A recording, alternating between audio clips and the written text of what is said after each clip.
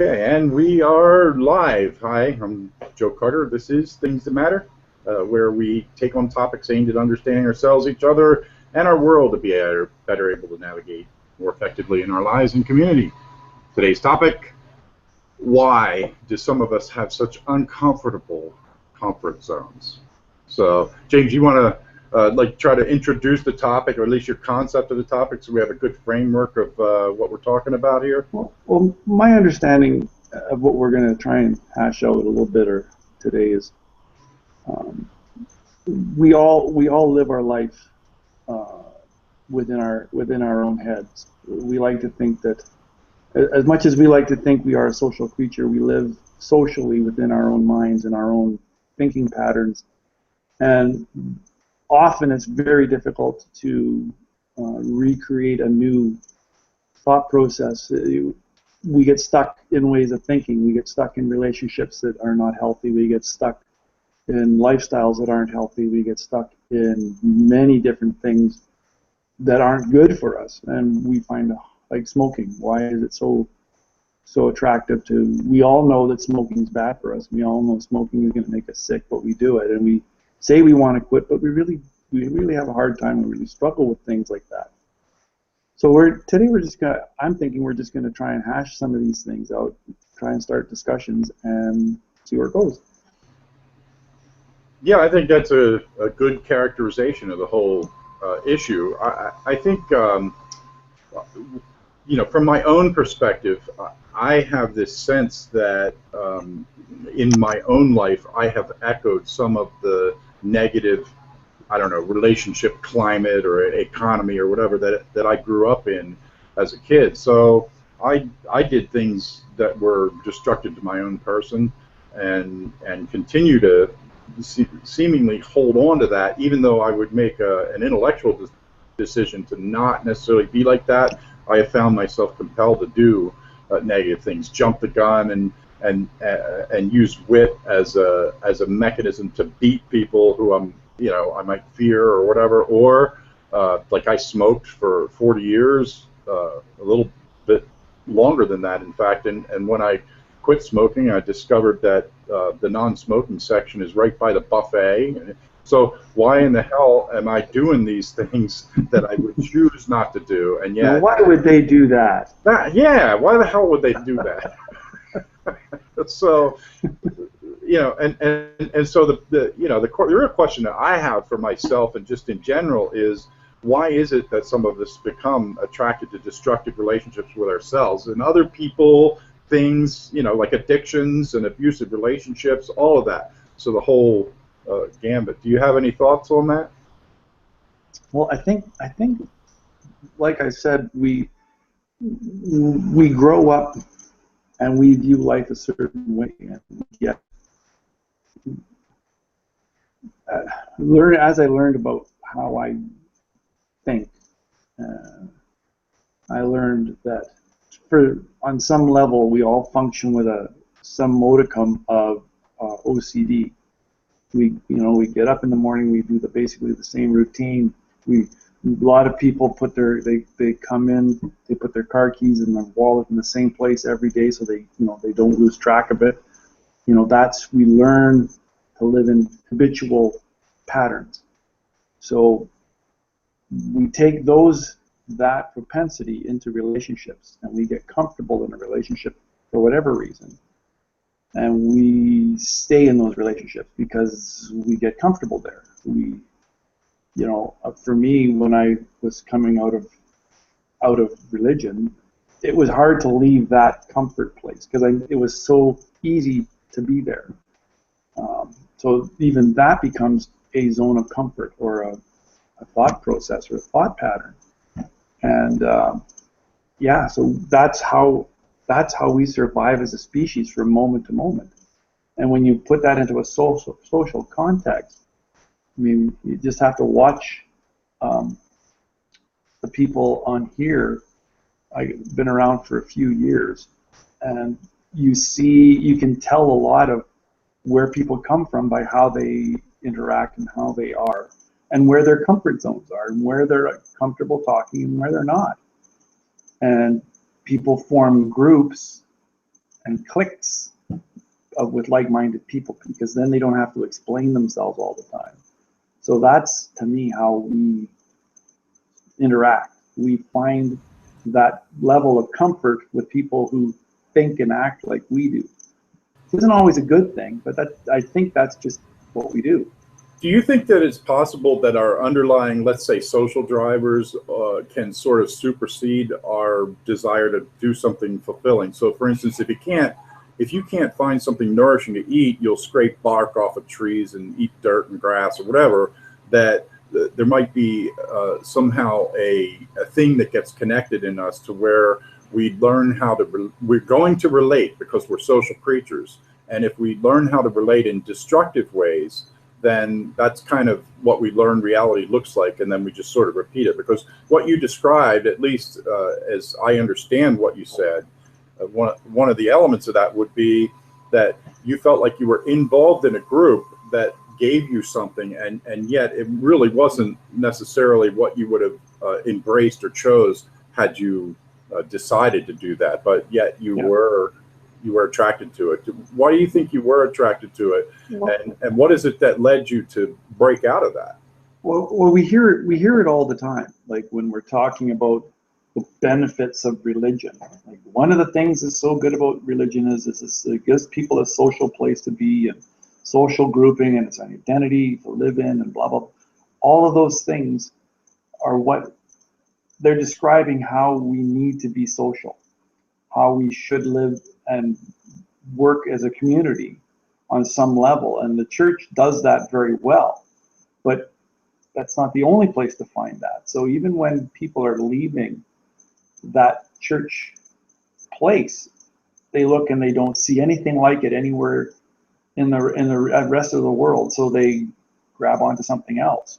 So when we talk to people, and I was in the same position, it was hard to see the social aspect as something that will be replaced. Somehow you'll replace it, but it's so powerful because, like you said, we are a social creature, and we find comfort in being with people. Well, which is why there's 43,000 sects of Christianity, because everybody has a different way of expressing that. And it's just like, if you're a First Baptist and you go down to the Second Baptist church down the street, you're going to have things you're going to have issues with, which is why you're a First Baptist and not a Second Baptist. So you'll go back to the group that you're comfortable with. So what about? I'm wondering, what about people, like the broader topic? What about people that are both shy and lonely at the same time, or angry and lonely? In other words, they spray people repellent all over their social landscape and feel like the way I lived for so many years. Okay, what's that describing you? Well, back in the day, Helena will know, I took Myers-Briggs tests. I did them just after I got married with my wife. If there could have been a scale past 100 on the introvert side, I would have been there. But I was a musician. I was out in public doing all these things. But the definition of an introvert in the simplest form is someone who draws their strength from within themselves, whereas an extrovert is someone who draws their strength from the group, from being social. That was my first wife. She was 96 on the other end of the scale. So I'm over here and she's over here. So she wanted to party all the time and I wanted to go home and play my guitar all the time, right? So that's just how we functioned. So when you're taking that into a social context, I'm going to find the quiet people to hang around and sit and just have a nice quiet conversation with. And she's going to be the life of the party. So one isn't any better than the other. We're just different. So that's a comfort zone. So we are talking about uncomfortable comfort zones. Right. So when I think of that topic, I think about somebody who's perhaps addicted to something that's ruling their lives. Not necessarily drugs, but it could be addicted to certain behaviors or hoarding behaviors and addiction to like surrounding yourself with stuff. Helena, what do you think? Why do you think in general, in broad terms, why do people develop these uncomfortable comfort zones and then sort of work their lives to preserve that very uncomfort zone? I mean, that's impossible to know. Why? Why does it happen? Or at least we don't know why it happens yet. Right. I mean, sure. So I was having a hard time with technological difficulties, but before I had to refresh and everybody became a robot, there was sort of a discussion about habits, and I think that could be more important than we give it credit. So I think that there is a thing where there's something, I guess, biological about us forming habits, and it's way more efficient. There are a lot of positive aspects to forming habits, but if you accidentally form a habit that you don't want to have, it's going to be hard to break, and it could be even as simple as that. That's a good point. Like the malaria thing, where the gene that protects you from malaria, if you get 2 of those alleles, it's actually destructive. But habits serve us more than they are a detriment, and so maybe that's why they're there. They serve us more what? They help us more than they hurt us. In other words, if we didn't develop the habit of let's say breathing, just to be really base, but if we didn't develop the habits of what we need to do to continue to maintain our lives, we would disintegrate. And so habits are a necessary portion of living. But habits are also very efficient because because you don't have if you can get something into put it in automatic mode, if you will, right? Then, while you're doing that automatic thing, your brain can be doing all kinds of other things. That's right. Whether it's looking around for lions or, texting on your phone while you're driving. Helena. It's like I said, for me, I've always been the guy who's known where my car keys are, and I've always known where my wallet is, because I generally put them in the same place. Because I know if I don't, I will go into panic mode because I will have no idea where it is. So the habit of putting my car keys in the same place protects me from that uncomfortable feeling of not knowing where something is. And that's not a good thing because it can lead to all kinds of stuff. But we develop these patterns. I mean, that's a pretty simple one, but I know many people who ask me all the time, where are my car keys? Where is my phone? Why don't you just put it in the same place every day? It seems simple to me. If you're going to look at that as in Myers-Briggs terms, right, that's P versus J. Exactly. So there are plenty of advantages to being a P. There are. Yeah. What about the role of trauma? I mean, sometimes a person could be paralyzed by something that happened, and then for the rest of their life they could sort of echo this place of not being able to relate appropriately with the reality that's going on because they might be trapped in an acute reality that locked them into a prison. Yeah, a lot of the stuff you say I'm really interested in because you have some assumptions going on that I think a lot of people who are trapped in uncomfortable comfort zones don't have as assumptions. One of the things you said at the very beginning was why do we form these relationships with ourselves, and things like that, right? So, I mean, not everyone automatically thinks of themselves as being in a relationship with themselves. Right. That's right? True. Yeah. So, I mean, that was a huge, an aside that was pretty big. So are you saying that we missed that point, or are you saying that it doesn't happen?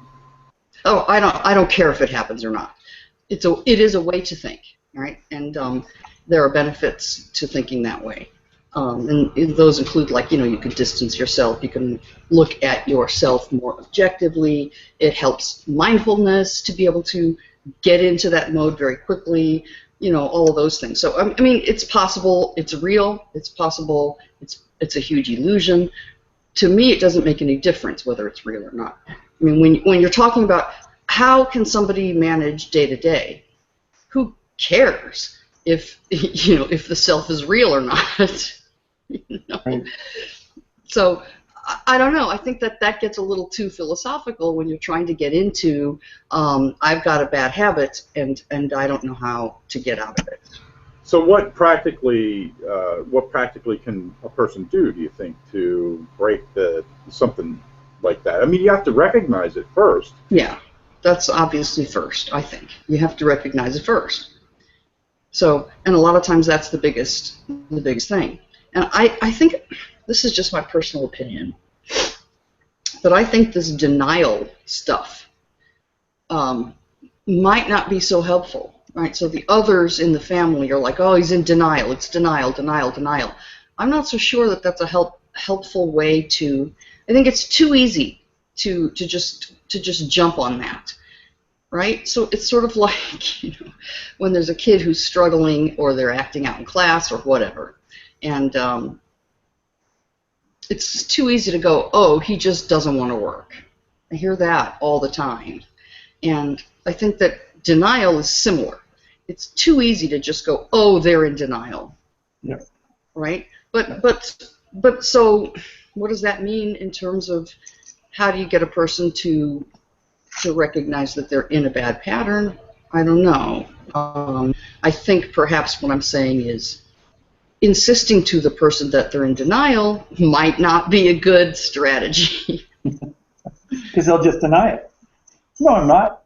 Well, yeah, and the person who's denying something could have real reasons to deny. I mean, they could be right, and it's too easy to lean on my opinion about you is right, therefore you are in denial. Mm-hmm. Yeah, I mean, that's just a caution. I don't know where I'm going with that. We pass a judgment on someone, and we end up having to be right about it. Yeah, it's just it cuts you off from what that other person is meaning to say, because you can then just ignore everything they say and hide under they are in denial. Right? So in a way, how is that not helpful? Well, it means that whatever it is that they say, you ignore. If you're going to conclude that they're just in denial, whereas if you hear them, maybe you can deal with what it is that they say. But what about people that aren't in denial and yet still have not been able to establish the discipline to make a transition in a behavior from, let's say, something destructive to something constructive? Right. So, so it depends. Like, does that person want to make the change, and maybe they just don't know sort of some easy techniques to get started, or is that person still not wanting to make the change? So I'm not sure which person you're asking about. Well, let's assume that a person recognizes their problem, but throwing away terms like I want to change or I don't want to change, and that this person doesn't want to be in the pain that's being caused by whatever it is that they're habituated to doing. So how is it, what is it that can create that bridge so that they can translate human knowing into human being? I no longer want to be a smoker, let's say, or I no longer want to be, and let's not say it's chemical addiction, maybe it's a behavioral addiction. I no longer want to assassinate all my relationships or something like that. So how do I stop doing that? I don't even recognize when its tentacles grab hold of my life and then throw me against the bridge abutment again. So, are you talking about cognitive behavioral therapy now, Joe? I am asking, how does a person get a grip on putting their paddle in the water and steering a little better? So let's assume that, okay, we've developed an uncomfortable comfort zone, is what we're calling it here today. How do you get a handle on steering out of that? And maybe there isn't a one-size-fits-all panacea for that. Do you want me to go through a bit of where I came from? And that would be great, yeah. I know Helen and I have talked about some of this. So yeah, I mean, let's as you tell your story, let's think about that. Let's keep CBT in the back of our mind while you talk, right? Because I think CBT is pretty effective for exactly the kind of thing we're talking about. Exactly. All right, so CBT, just for anybody who isn't familiar, is cognitive behavioral therapy. Right. Helena, would you mind just explaining in a broad sense what that in specific is?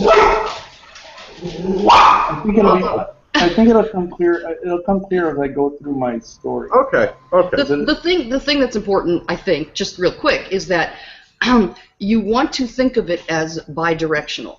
So and that I think is one of the keys to CBT, is that you you go with the assumption that your thoughts influence your behaviors, and your behaviors influence your thoughts, so that it's a two-way street. I think that's one of the things that is sort of important to Yes. to have as one of your assumptions if you're going to go into CBT. And for me, I wasn't aware of the second part. You all know that your behaviors are influenced, but you never think of it going back and forth. You go one way or the other, but you can't. There's no both, right? Right, So, and there's a lot of debate about that, right? Yeah. So I mean, there seems to be sometimes this debate about, well, it's what's inside you that's governing your behaviors, right. and or no, your behaviors are governed by nothing about you. None of that to me is relevant with respect to making cognitive behavioral therapy work.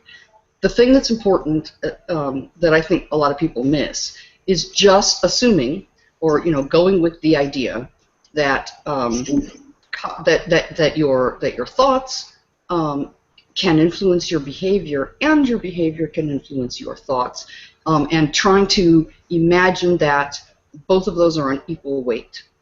And the hardest one, I think, for people is the behavior can influence thought part.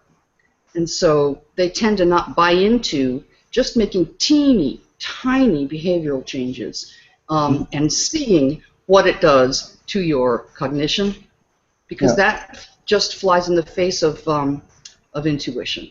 Yeah, it does, because we don't want to think that we're that easily influenced. We want And it doesn't. But the point is, it doesn't make any difference if it's true or not. That's right. Right? Yeah, exactly. So all right. So anyway, go ahead. Let's go. We'll start with me. I was a Vatican II baby. I was born the year Vatican II came out, so I'm born in '62. And one of the things that Vatican II allowed us as Catholics, and which I was at the time, was we could finally own a family Bible. It really was frowned upon to have a Bible in the house until they basically said, okay, everybody's already got one. Sort of like, the condoms for Zika thing. Well, everybody's already using them, so the Catholic Church has gotten behind it. But anyway, so I grew up with a Bible. I learned how to read out of the book of Matthew.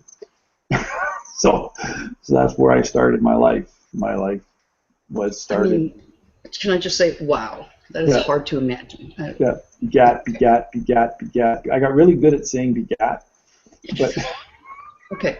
That was where I grew up. I grew up in church. I was, I remember going to church Sunday morning and sleeping on the little kneelie thing that was in front of the pew every Sunday, because I was like a little tiny kid.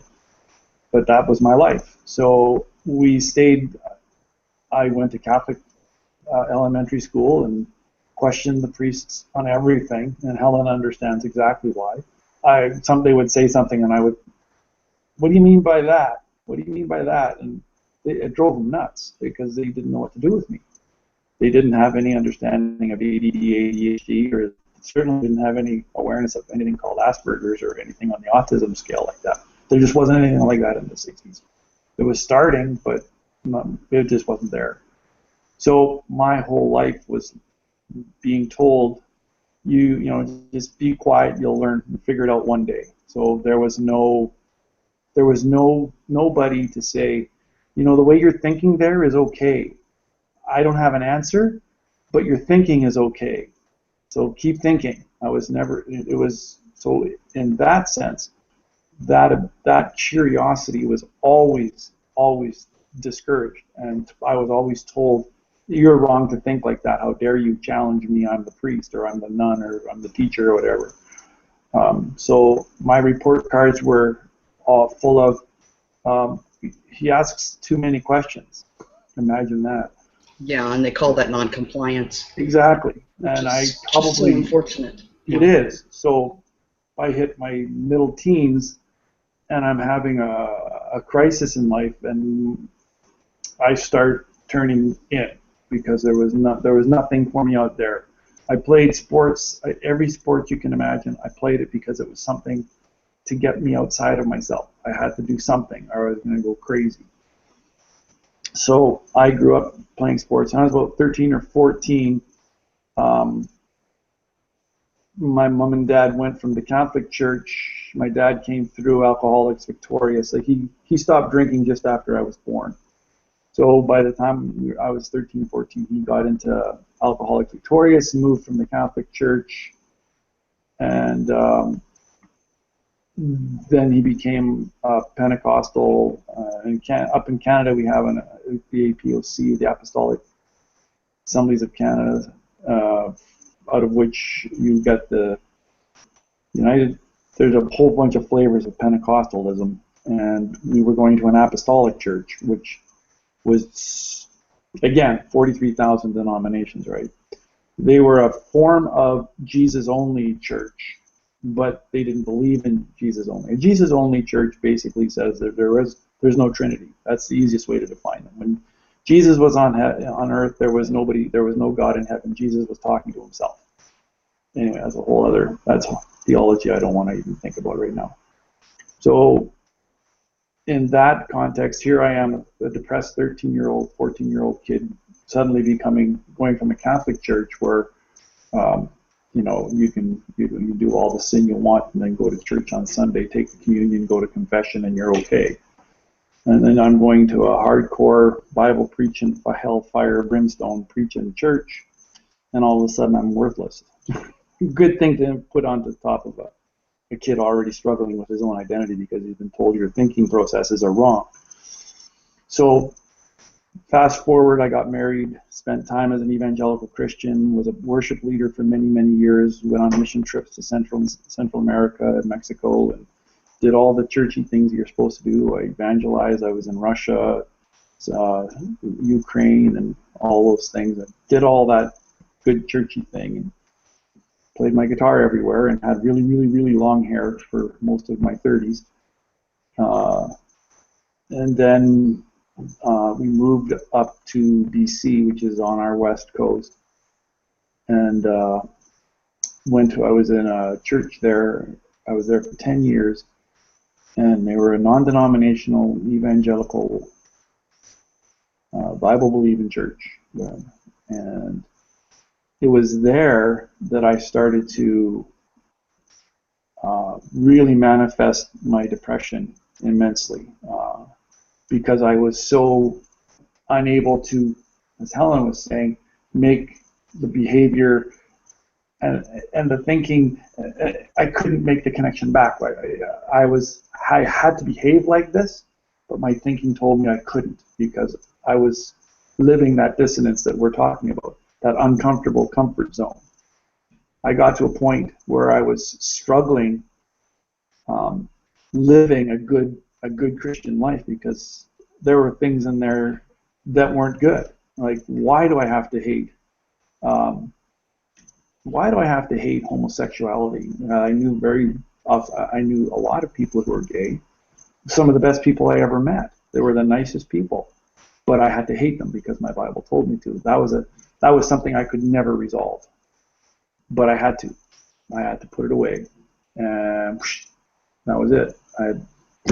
I could not get past that thinking, because remember, I'm told that my thinking processes are wrong. I'm not allowed to think like that. So I get into my 40s, and then I end up having to move to where I am now, and end up divorcing my wife. I had to leave because I was literally going crazy. And that's literally, I was having a breakdown. So at that point, I went and got some help, and this is where the CBT comes in. We were trying to deal with I got diagnosed with having systemic dysthema for, he figures, about 35 years, like from the time I was about 15 till I was about 50. Can you describe what that is exactly, just in case? It's a fancy name for long-term depression. That's the easiest way to describe it. It's just, life sucked. It got to the point where I did think about killing myself, and that's where I ran and got some help. And because there was no way to resolve there was no twixt between the two. You couldn't. There was a dissonance. I had to live this way, but I thought this way. And so as I started going through understanding what my triggers were, to use a word, that started me going like this in my brain. Because what happens is something would spark a thought. Like I'm walking down the street and somebody mentions, say, a hockey game. And, you know, I was a pretty good hockey player. I wanted to play professional hockey. So for me, it was hard to hear about somebody's kid becoming a really good player, and it would set me off into these self-loathing patterns where, well, you know, had I only done this differently, had I been like beat, right? Because that's all you know. You're told you're worthless, and you live that. Some people can get over it, and some people can't. And so for me, the retraining of my thinking processes were one of the things that really helped me get over this stuff. And then when I realized I was no longer a believer, a lot of that heaviness left, literally within about a month.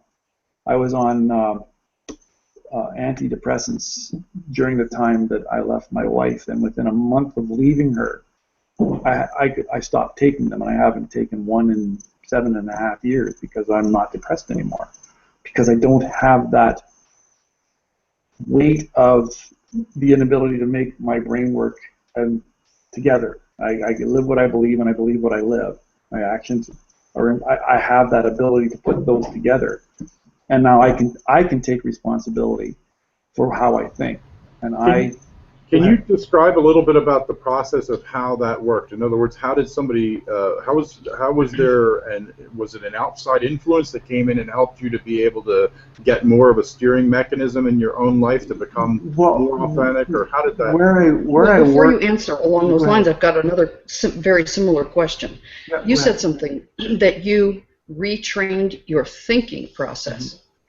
And so it seems to me you're talking about something big, right? Bigger than sort of mere CBT, if you will, right? Well, so I would like to hear, talk about that in particular. Yeah, the CBT was the base. It allowed me to take that cyclical thinking, the thing that started a loop. It made me be able to stop that loop. So, but what the big thing that changed was me coming out from under the fact that I was no longer having to think of myself as worthless from the start, and that my thinking processes were okay. It was okay to question things. It was okay to challenge people with why do you say that? That was an okay part of, that was the Asperger's in me being validated. Like that's interesting, because you were fine questioning things, but the one thing you didn't question was the idea that questioning things was wrong somehow, and it must mean that there's something wrong with you, and that you are worthless. Absolutely. So that's interesting, right? Mm-hmm. You were naturally questioning, but you never questioned the idea that being questioning is okay. Right. Yeah. Well, in your formative years, though, the way you described it, you were surrounded by people who were giving you a pretty clear message that not only that you don't fit, but that there's something wrong with you. That you don't belong, and you're disruptive. That's right. I was the kid in school who learned how to take care of the Gestetner machines. I was the guy who was running things back and forth between the office and all the classrooms. Because I could go and I could not be in class and still pass all my tests, because I was that, I don't want to, I'm going to sound arrogant, but I'm pretty smart. So it was never an issue of ever having to be in class to pass a test. I mean, it was just too easy. Because I read. My mom and dad bought me a set of encyclopedias for my 8th birthday, for Pete's sakes, and I read them all, quite literally, because I had nothing else to do. So I was the kid that was always told by the teachers, go and do this and come back, in an hour or something, because I want to talk to the kids about this, and I know you already know this stuff. So through my high school years, I was told, we have a test Friday. Come in on Friday and write the test, and then you can go home. That was my life.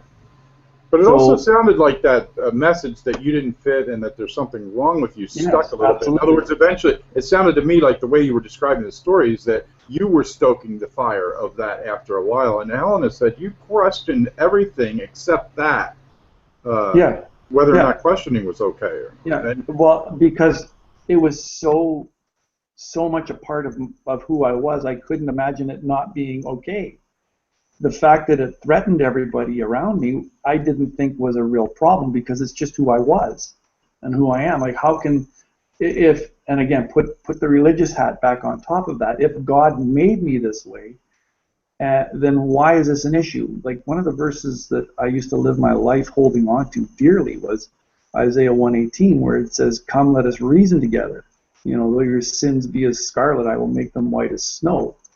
You know, so clearly in my mind, God made my brain reasoning, our ability to think and question things. So that was not the issue. Everybody around me had a problem with me asking the questions. So I never questioned it because God said it was okay to ask questions. So, yeah, I think you never questioned the answer. The answer they were giving you was like, you're bad and you shouldn't ask questions. That's the wrong answer. That's right. But you know, I'm a little kid. What do I know? You accept what people tell you because that's what we do, right? So then you got into CBT was one of the foundations you had said that began to help you getting a better grip on the fact that you're okay, that, Yes. that there's nothing wrong. It gave me the ability to understand that the way I think wasn't the problem. What I was thinking was the problem, and that helped me remove those things that would drive me into a hole. Another thing, like Helena touched on it, I don't even think she quite was aware of it. One of the things for me that really helped me in all of this was I started working out. The physical stress of doing something different really helped me solidify the fact that in my brain, I could get over this stuff because well, you know, exercise stimulates all kinds of hormones, and when you live a life that's depressed for 30 years, you don't want to do anything. So when I realized that there was something wrong, the first thing I did was go back to the gym. And the combination of all of that and the actual physicalness of getting my brain used to doing things again, it was just amazing how much more quickly the CBT was able to take hold and how quickly I was able to get rid of the drug because I realized that I wasn't the problem. I was okay the way I was, but with that layer of religion telling me that I'm wicked and evil and bad from the core, I was born bad, that's a hard thing to overcome on any level, you know, and that was my experience of it. So some people never experience the guilt and shame of latent religiosity being put on their lives, and for me, this is why, in many ways, the number one thing I try to talk about with people is like, you're not a bad person. Well, my Bible said, well, no, that's not true. You're just not. You know, you're just if you want to believe that, then you have to accept the fact that God made you that way. And if that's not true, then there's something else going on. But if God made you the way you are, then you have to accept that. And it can't be bad because He said it was good. Deal with the sin issue, you know, the salvation, whatever context you want to put that into. But if God made you that way and you don't believe that, well, then that's a whole other conversation I'm willing to have. Are you? Right? That's usually how. What do you think about the fact that not all? I don't want to go down a religious rabbit hole here, but not all religions are created equal. And in fact, there's so many, like you had said, there's so many sects of Christianity.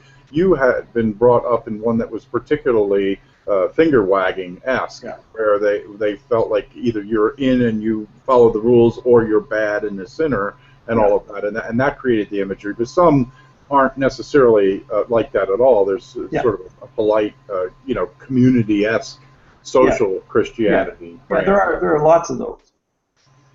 So not everyone would be scarred like that. And my point really is that there are lots of people with lots of different experiences, and I think that the things that take root in our own lives that create some sort of a negative relationship with our own potential, let's call it, for satisfaction, come from a lot of different places. I know I have seen research that has indicated that it has come from perinatal experiences, like right around birth is a real critical period in human lives. So if you're exposed to something involving asphyxiation, like if you get the cord wrapped around your neck, or if your mother gets an epidural, that can affect long-term behaviors. And they discovered that when they a certain hospital tracked people who had committed suicide, and then they looked at their birth records, and the people that committed suicide by violent mechanical means had some sort of birth trauma in their perinatal experience. Not that one causes the other, but I'm just saying that the way that we express ourselves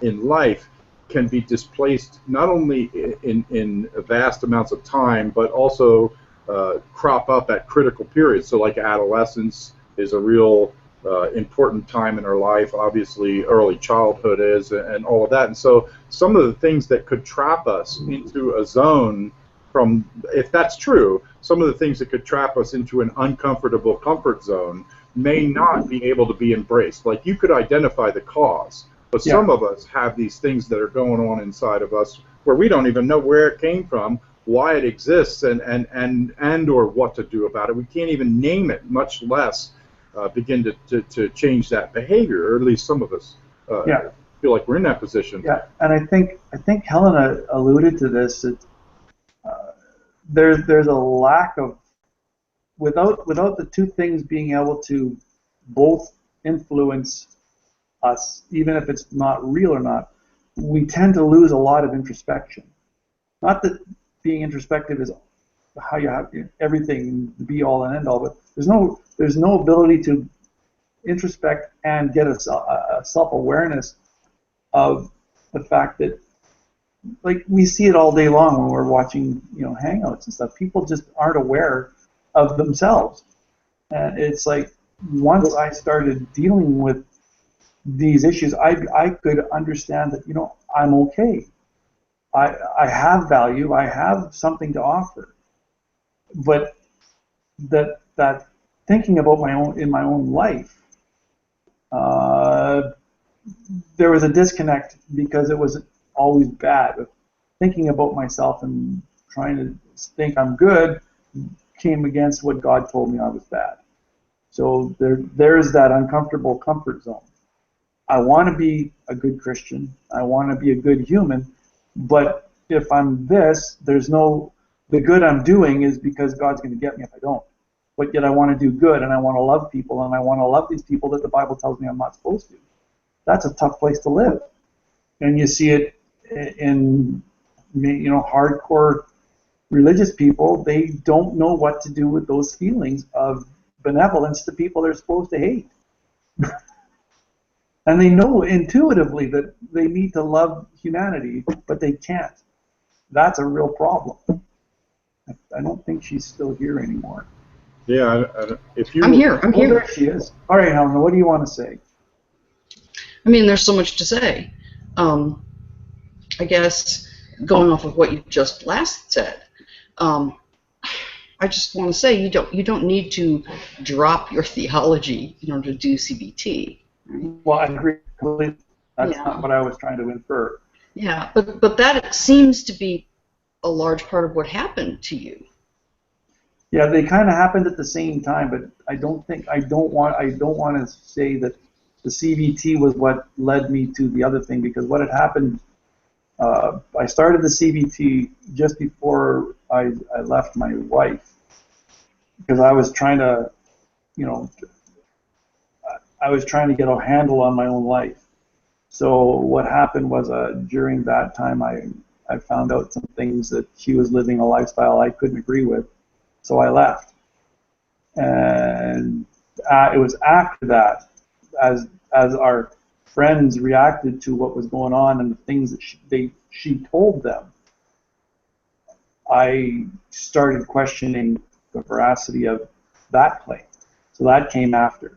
So once I got through the crisis in my life, I left my wife, and then I left God after that. Once I had, so they weren't all directly connected. They just kind of sequentially seemed to happen.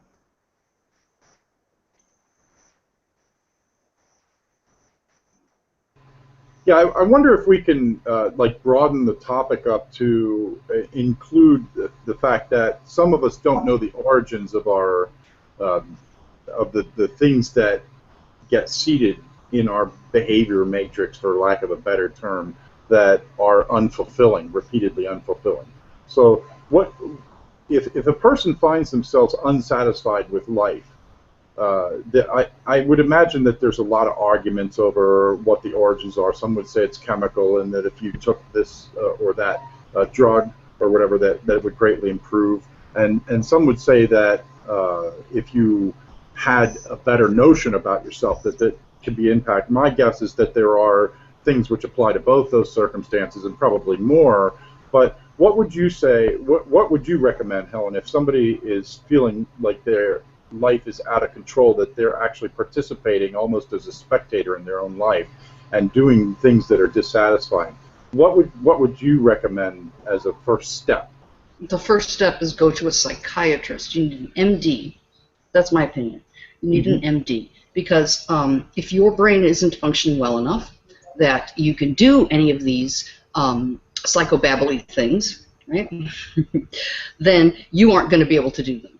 So that's true. Yeah, my first, I always, and this is one of my little pet peeves with respect to counseling psychology, is that I don't like how psychology is trying to, counseling, Mowdy, is trying to sponge off. You had to throw that in. You had to throw he has a point, right? He has a point. There is something in our culture, in America at least, and I think psychology is responsible for it. I understand the motives and the reasons and things like that, but a lot of times just the general sort of layperson doesn't even know the difference between a psychologist and a psychiatrist. It doesn't even know, even within psychology, that there are different divisions, and that a clinical psychologist might be different than a, quote, counselor, might be different than a, quote, therapist, all of that. And I think that muddying, well, I wish that it were more clear.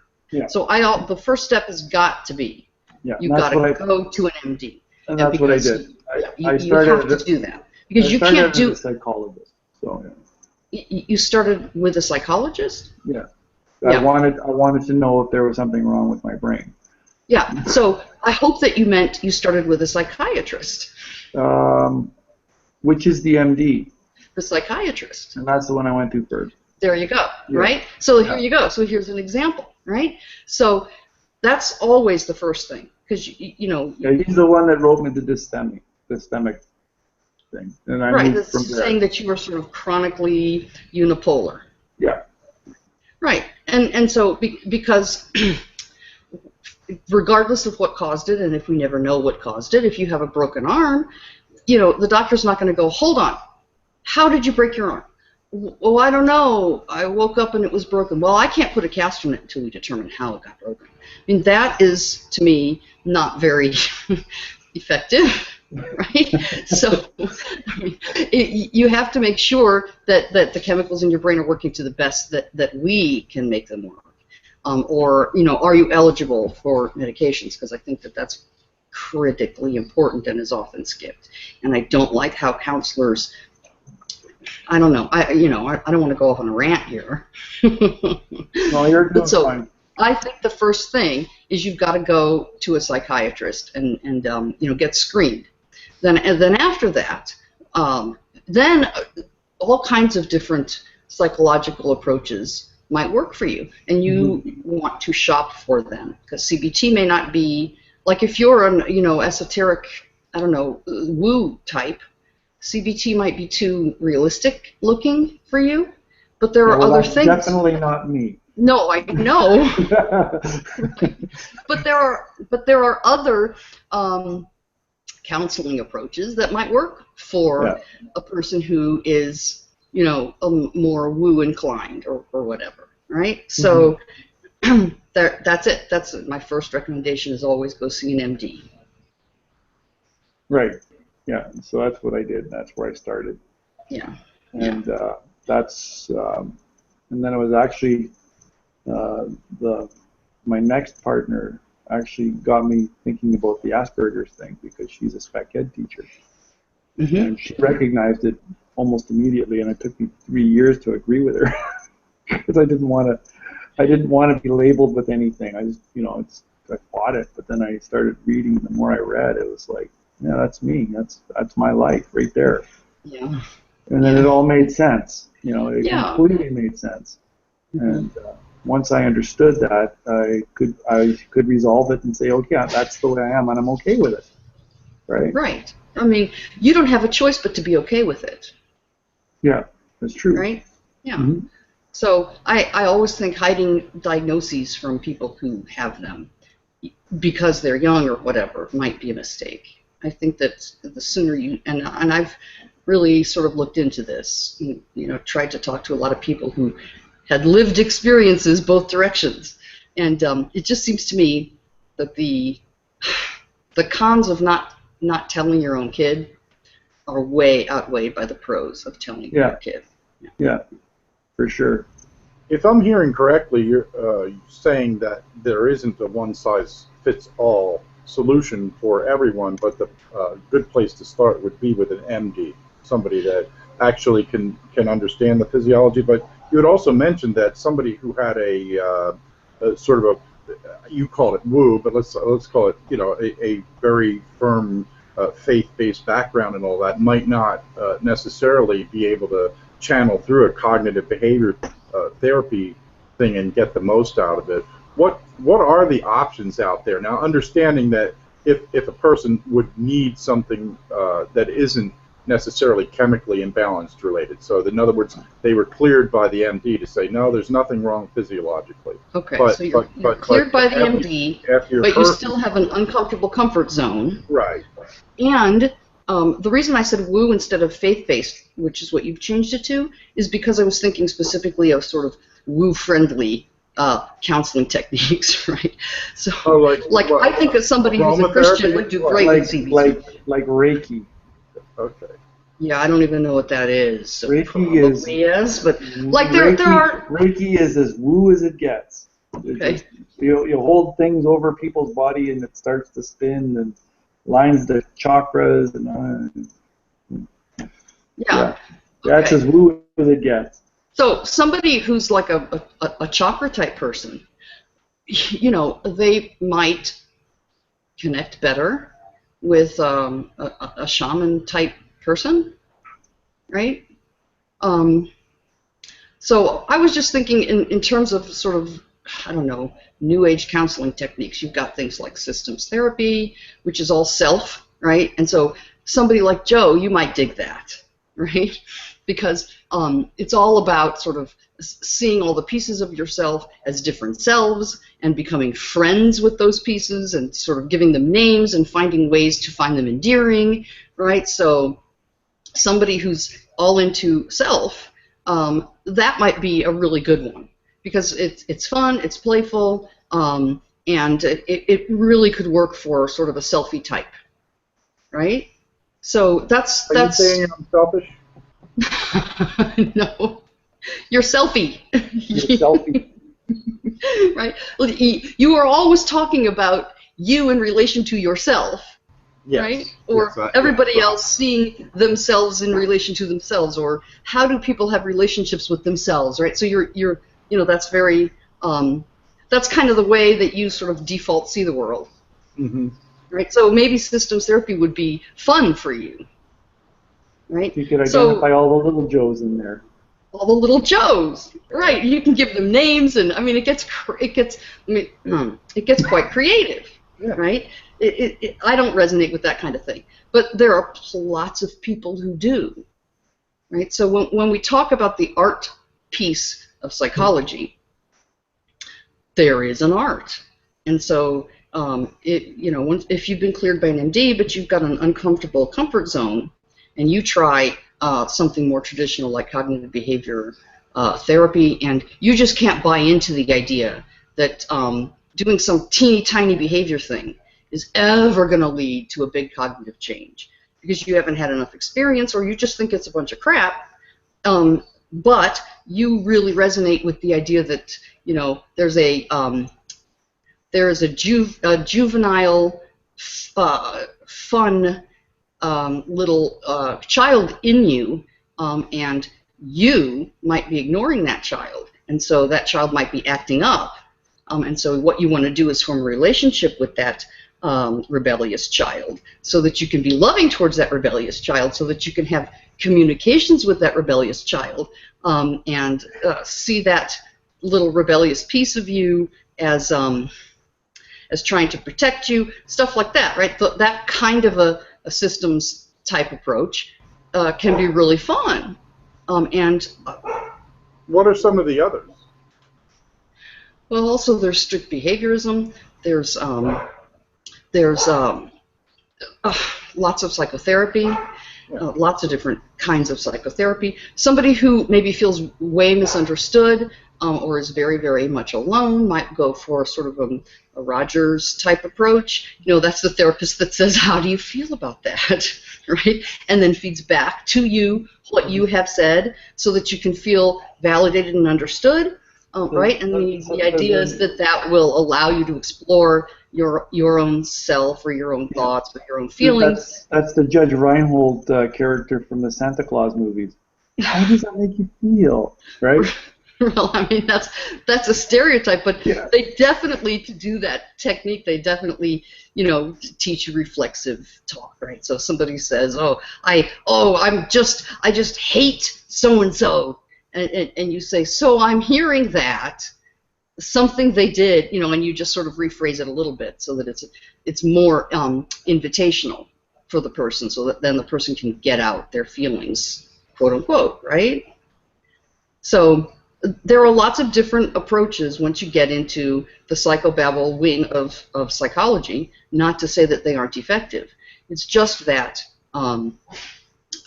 you want to search around and find the one that's right for you. Yeah.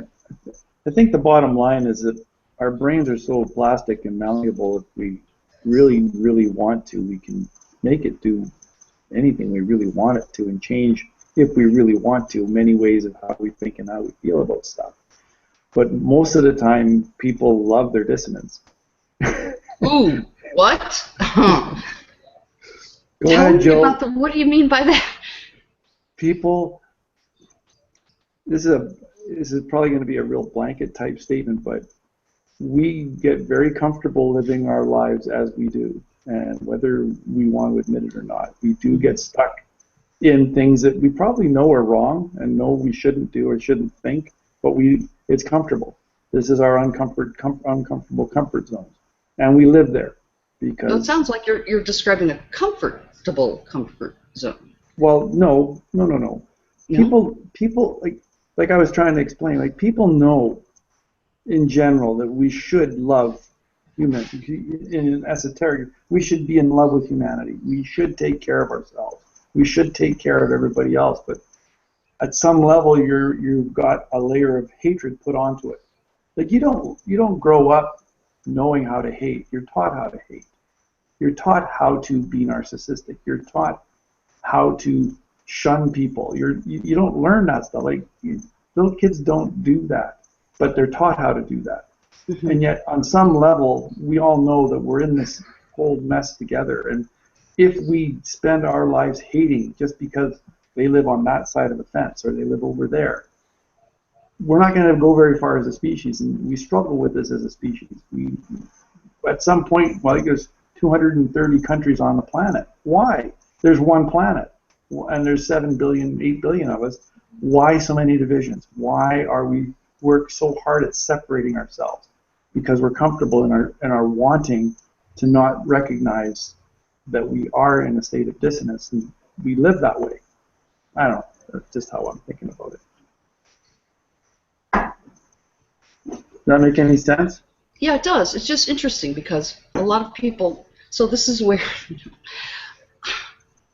this idea that we must find the cause. I'm not so sure that that's a worthwhile endeavor. I mean, not that it's not worth it to speculate, but I don't know how we could ever know what the real cause is. So if you're going to talk about tribalism, you want to look at an evolutionary point of view. fine. You can do it that way. You can do it from an economic point of view. There's all kinds of frames you can shove in front of your face, and look at a problem and decide on a cause. So, but we're all epistemically blocked. So, squabbling over which is the cause sometimes worries me. Yeah, well, I agree. However, I agree with that too. However, giving equal weight to any old effing cause because it fits your own, the way you want to think, is also a problem, right? So I don't know. I mean, you just now seem to say that humans have a. Let me see if I got you right. There's something in us that wants to create division among us, and that is one of the things that causes cognitive dissonance because we shouldn't be doing that. I'm not sure that I don't think it's us developing the reason to separate, but something. There's an imposition societally, however you want it.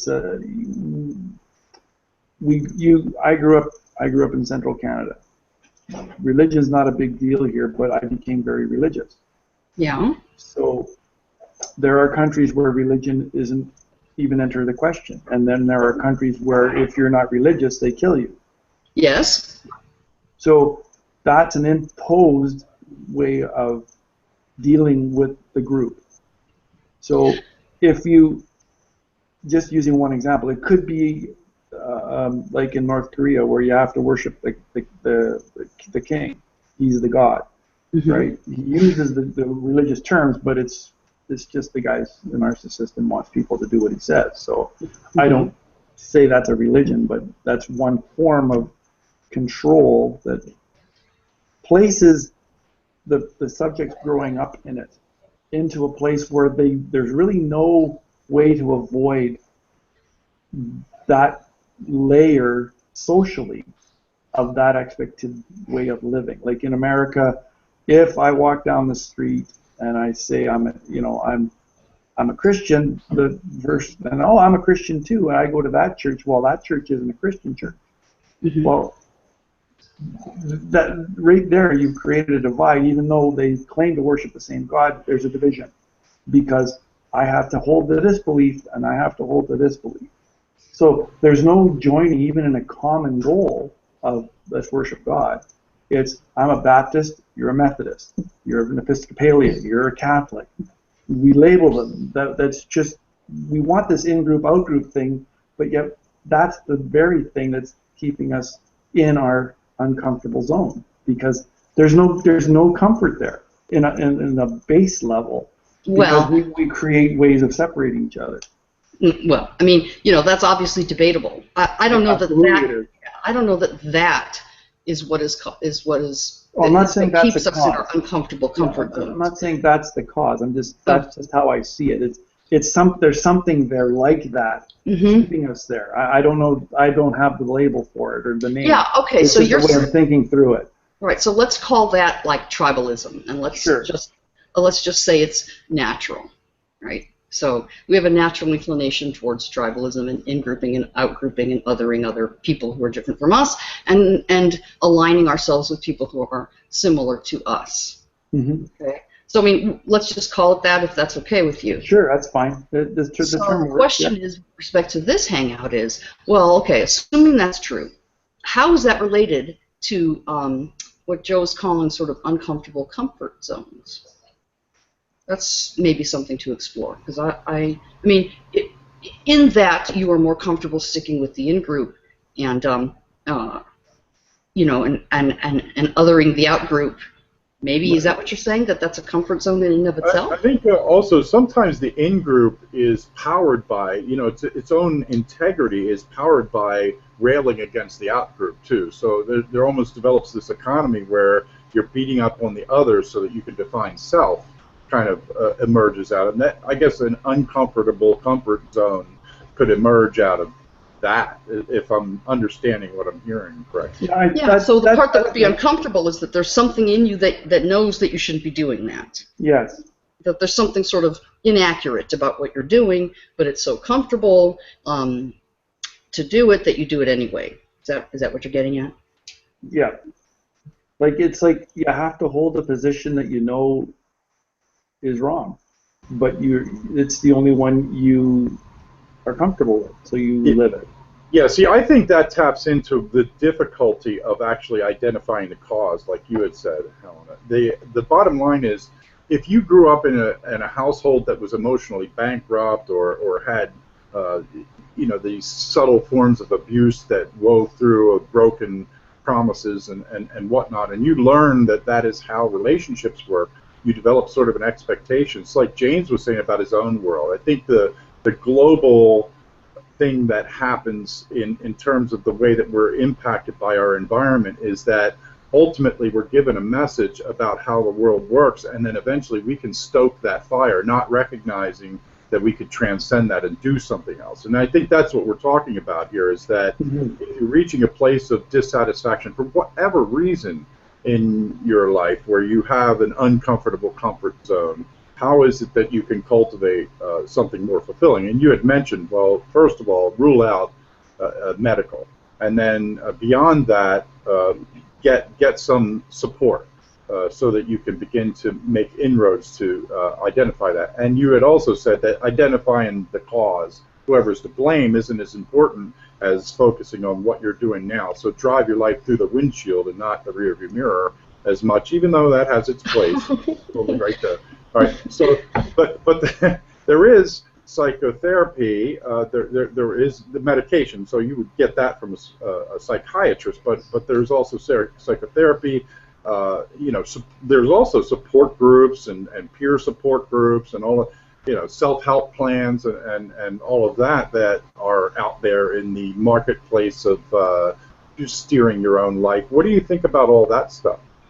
Well, I think all of that is true. Something I've been wanting to say for at least, 3 or 4 minutes now, is that a lot of this, I can't believe I'm about to say this, but if only we would require philosophy, right?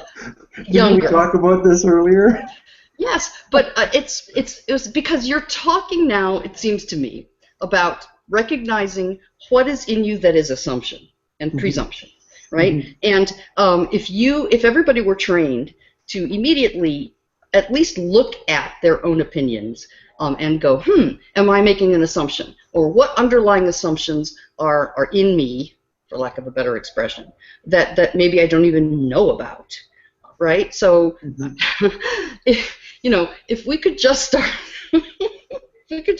with philosophy. Oh, the irony of that. Well, it would help. It would help people, even at the point where someone's in crisis. And they want to seek some kind of, what did you say, support, right? So even there, knowing where could they start investigating the various possible supports that are out there. Like, am I good for a support group, or would that suck for me? Should I do a woo thing, or do I already know that I'm never going to be able to convince myself that the woo thing, is operating, right? Or so if you already have training, I guess, in examining assumptions and finding them, because the hardest thing about assumptions is you don't see them. It's true. You don't even know they're there. Right? So, and that's obvious for me with things like imitation and stuff like that, right? Like, everybody just assumes imitation, but that's totally an assumption, right?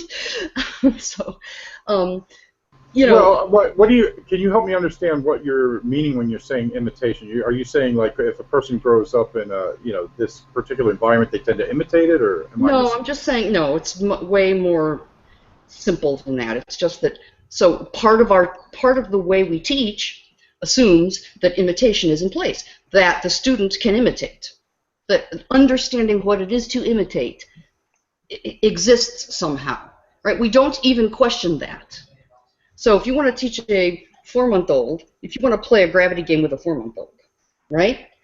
That's about when they start thinking that it's amazing. It's just incredible that the piece of carrot falls every time, right? So that is the thing you are intending to explore with the 4-month-old. But you don't know that you're presuming imitation. So you'll take your little piece of carrot and drop it in water, and then you will hand the carrot over to the 4-month-old, and the 4-month-old will drop the piece of carrot in water just like you did. Well, that assumes that imitation is a thing, and that the 4-month-old knows about it, and that you can use it as a way to teach. Mhm. So that's an example of an assumption that is, Right. you know, not quite so. We Not all quite did, so. we all Yeah. did that with our own kids. I mean, Well, some of us did. Some Yeah. of us couldn't, right? right. So that's what I mean. The thing about assumptions is you can't see them. And I think philosophy teaches you how to better look for them. So what do you think of that? You're ganging up on me now, Helena. No. No. What do you think, Joe? Well, I certainly think that the better I've been able to see, the better I've been able to navigate. So I draw a direct comparison to, you know, the fact that an examined life is one that can be lived more intentionally. And if you want to not just be a spectator in your own life, that you do have to sort of get at your assumptions, and you do have to transcend some of the things that you're just thinking. And the nature of deception, like you said, if you're deceived, how do you know it? The nature of deception, by definition, is that you can't see it. So if we're riding on assumptions that are not leading us to be able to produce something fruitful in our lives, then getting in touch with what they are and how to overcome them seems to me like a worthwhile, the view seems to be worth the climb to me. Helena, do you have the side chat up? I do, Yeah, I have a yes. side chat. Yeah. Hey, look what Ozzy just wrote in the outside chat. Ozymandias Ramses the second. One of the Say, earliest uh-oh. ones. Oh. He's saying something nice about philosophy is practically painful to her. No. Okay, wait a minute. Now, see, you've assumed some things there, Ozzy. I'm lamenting my own past. Let's invite Ozzy. I'm not reluctantly thumbing up philosophy. I am lamenting my own past and the lack of the philosophical background I wish I had had. So there. Right. That really is my feeling about that. I wish that I had. There are hegemonic ways you could use philosophy, you know, to oppress people. For instance, you could encourage people to be a little more stoic and die a little quieter as you're draining your jugular vein, you know, because you're disturbing the peace. So I think that philosophy, like anything else, is a tool that can be used constructively or destructively, is my point. Yeah, but if you don't know about it, you can't even know that you're being bamboozled by it. Correct. Yeah. That's yeah, a that- good that's- word. I think, you know, there's something to that. I think that there may be a very religious reason for not allowing philosophy to be taught in younger years in America. Oh, I agree. What do you But this think is- that is? Although this is a rabbit trail, it's a very interesting one. Yeah, it's a rabbit trail. Well, I mean, if you teach people at a very young age let's just take recognize assumptions, since that's what we were talking about. If you teach people at a very young age to recognize assumptions, they will start doing that, right? And that means that you've got now somebody who is investigating all of the assumptions that you, as like a parent or a society, has put into them. But you as you know, there's a societal interest in having individuals not question the assumptions that. Well, Oh, yeah, Absolutely. you would have a pack of questioning Jameses clawing at all the status quo, and you That's got to right. deal with that. Yeah, I mean, Yeah, that's and how if that's you how were I in was dealt America, with. if you're in America or in some of the more southerny states, or you are in just a religious sort of enclave, the last thing you want is your kid to come home from school and go, hey, Mom, right? You don't want that to happen. You know that flood thing? Why does people say it didn't actually happen? You know, you don't want that kind of thinking in any kind of a Christian setting, because when you start questioning core beliefs, you lose people. It's like unbelievable how And this is I'm going back to the Silverman book. This is why And I was I'm just going to say that's a completely very atheistic claim you're making. Not that I absolutely. don't agree with you, but Yeah. still. Yeah, Right? and that's why I And identify with him so much. Because can I just say, not all? not all. I agree, not all, but Yeah. again. I'm okay saying that's a generality. I'm okay. Oh shit, Ozzy's here. Yeah, I invited him. Anyway, go on. I'm sorry. That's okay. I was just I know it's a general term, but I'm also saying that it's a very broad term. But in general, you don't find a lot of churches encouraging their subscribers or their viewers or their followers, whatever term you want to use. They don't encourage the critical thinking because it tends to make them question everything they believe, and they don't want that. They want people to live by faith. Do you think they actually think about that, or do you think that there's an inherent, like we develop an ideological immune system to anything that disconfirms what we've already assumed? I don't want to get into is it a conspiracy type theory, but I have we were talking about this yesterday. Silverman in this book makes the claim that the pastors all know and they're all liars and they're all propagating lies or falsehoods. So I don't want, I understand the position. I don't necessarily think that in general these people are insincere, all of them. I think I've met some plenty of room to say that that's not what he's saying. I just want to say Yeah. So, but do I think that, I think on some level people, like I went through seminary and in some levels, and you're not encouraged to question anything. You're there to learn doctrine, and you're there to learn how to preach doctrine. So there's no. I don't think there's any conspiracy. I don't think either. that it's systemic and accidental. Yeah, I think it looks like why assume that the people are Illuminati, sinister? but it's not. Right. Well, I just think that it's since we're all epistemically blocked, then what is the advantage of assuming or plastering someone with malice? I don't think it's going to help at all. I don't think that it would help necessarily in finding solutions, right? So I just think it's kind of better. This is a bias, I suppose, to just not assume malice on anyone's part. Yeah, and that you want to talk about ways of how some of my thinking patterns have changed. I used to believe everybody that questioned or challenged me was wicked and evil because they were challenging my faith or whatever. And now I don't believe everybody's out to hurt me, and I don't believe everybody's lying to me. It's like that's a complete change for me. Yeah, so, absolutely. And also, if you value faith, using the definition of what is the most uncharitable definition, it's one of my favorites because I think it works for both non-believers and believers. It's pretending to know things you can't possibly know, or something like that, right? Go ahead. I was thinking of the Mark Twain quote. But isn't there an assumption in that use of the word pretending, too? Because I think certainty is the sincerest form of ignorance, as well as, false certainty. In other words, when you know that this is false and yet you're presenting it as if it's certain, that's deception. But there are people who are genuinely ignorant, and I don't mean that as a pejorative. I just mean that they believe what they're saying, even though they're wrong. Well, let's assume they're wrong. Of course they believe it. So where was I going with this thing of faith? Oh, so let's just call faith pretending to know things you couldn't possibly know.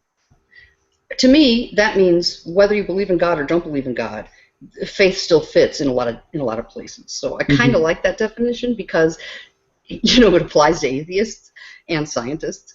But if you value faith in as a I don't know, as like one of the better things to be, I guess, as like a virtue, then teaching young children to question and pick and try to find assumptions, which are always hidden and difficult to find, it is really not a good idea. It's not just not a good idea because you have sinister motives and you want them to keep believing. It's literally not a good idea. Right. Well, Do you see what I mean? I'm trying to. Part of that comes from, the most, I don't know, for the Christian religion in general, faith is the currency of heaven, if you want to put it in those terms. Without faith, it is impossible to please God. So you're talking about a belief system where it's not encouraged for you to know things in real sense. Like, if God were to reveal himself, it would no longer be faith. I mean, I've heard these discussions and arguments many, many times, and that's why God doesn't reveal himself anymore. Because, if it's not faith, you won't get into, it's a mind trick they have to play on themselves. Well, I don't know that let's not be uncharitable. Yeah, okay. I mean, sorry. You know what I mean? Yeah. Mind trick. I mean, sounds really, very Silverman of you. I know. Well, like I said, I do identify a lot with what he says, and what's weird is I do too. There is a place where, even though, like I told you before, like Isaiah 1:18 says, "Come, let us reason." That very phrase goes against most of what the rest of the book talks about, because it talks about the just shall live by faith, and faith is the substance of things hoped for and the essence of things unseen. So if I see something, I can't have faith. So it's a very, very, it's a circle that you can't really get out of until you realize you just gotta go, oh, well, there's more to it than this. But some people they do live arguably fulfilling lives in the context of that bubble. In other words, they go from cradle to grave in the context of believing that limited set of ideas, and their experience of life is arguably not horrendous or anything. So they're actually not only in a comfort zone, but they're in some place where they would have self-reported that their life was nourishing. So with that in mind, I don't think that it's a one-size-fits-all thing that faith is a terrible thing. And I think that's Helma's point, is that you're describing it from your own perspective of your own life, where you had been ensconced in a faith that was wagging its finger at you and telling you not only you didn't fit and you're not valid, but that you should shut up and not be yourself. Exactly. Yeah, for sure. Ozzy, what's your read on what you heard? I know you didn't hear from the beginning, but what we were talking about here is uncomfortable comfort zones, how we can be attracted to destructive relationships with ourselves and others or things, where they come from, and how do you navigate out? Yeah, well, the whole subject makes me a little uncomfortable. That was pretty good. It started off. See, now there's an uncomfortable silence, right? Yeah. Because I just laid an egg.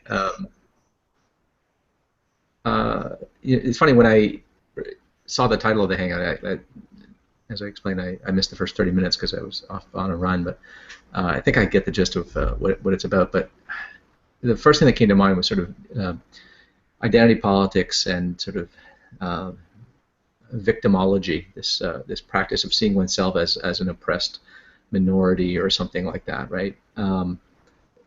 Nobody likes to be oppressed, right?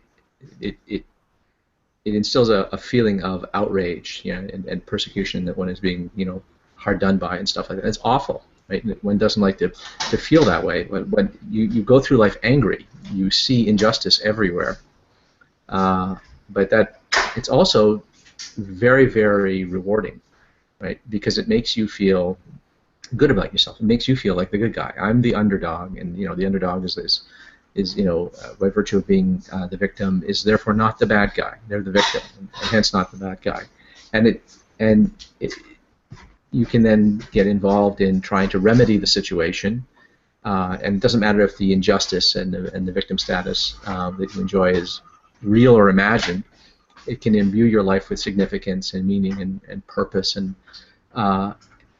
people find that incredibly rewarding, and they devote their lives to it. And there are some people who I think really are, victims and oppressed and agitating for a change that needs to be brought about. And then there are people who I think are just they're the worried well in our culture, and they've got first world problems, but they really feel hard done by. but their lives are as invested with meaning because of the campaign that they're a part of, the activism that they're involved in, and so that's a kind of uncomfortable comfortableness, right?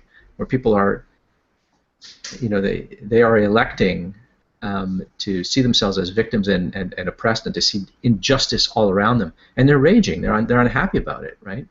There are people who are just fulminating about imaginary injustices, right? That's not a happy place to be. It's not a happy way to live, right? That's not a life of sort of equanimity about what the circumstances around you, right?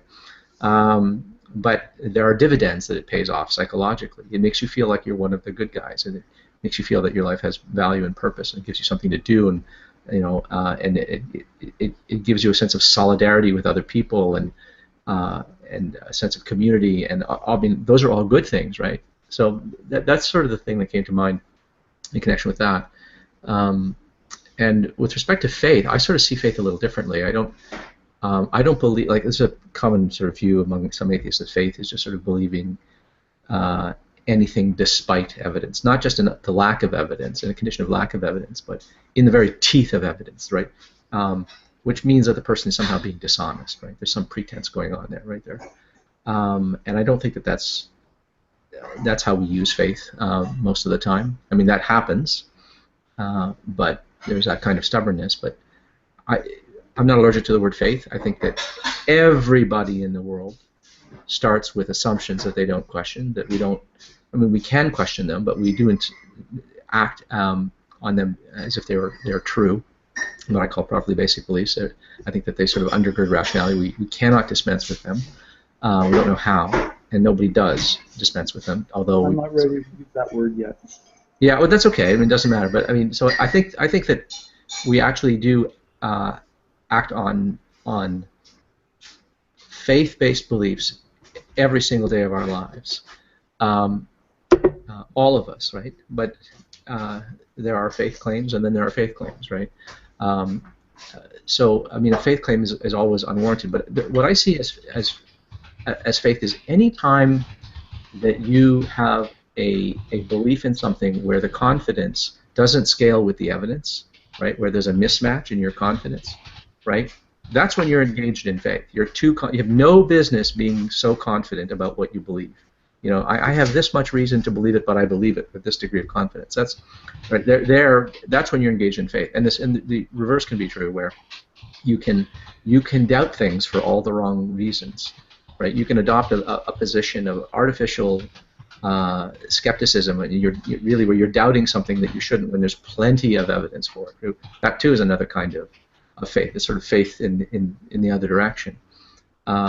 So for me, I like to see. I like to understand faith as opposed to rationality, which is what a lot of atheist activists and skeptics want to think of it as.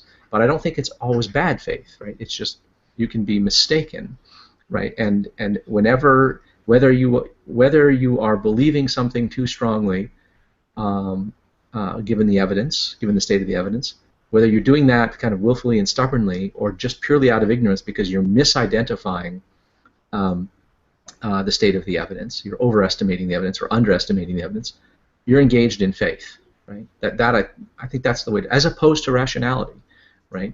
So that's how I see it. I see sort of faith as opposed to rationality.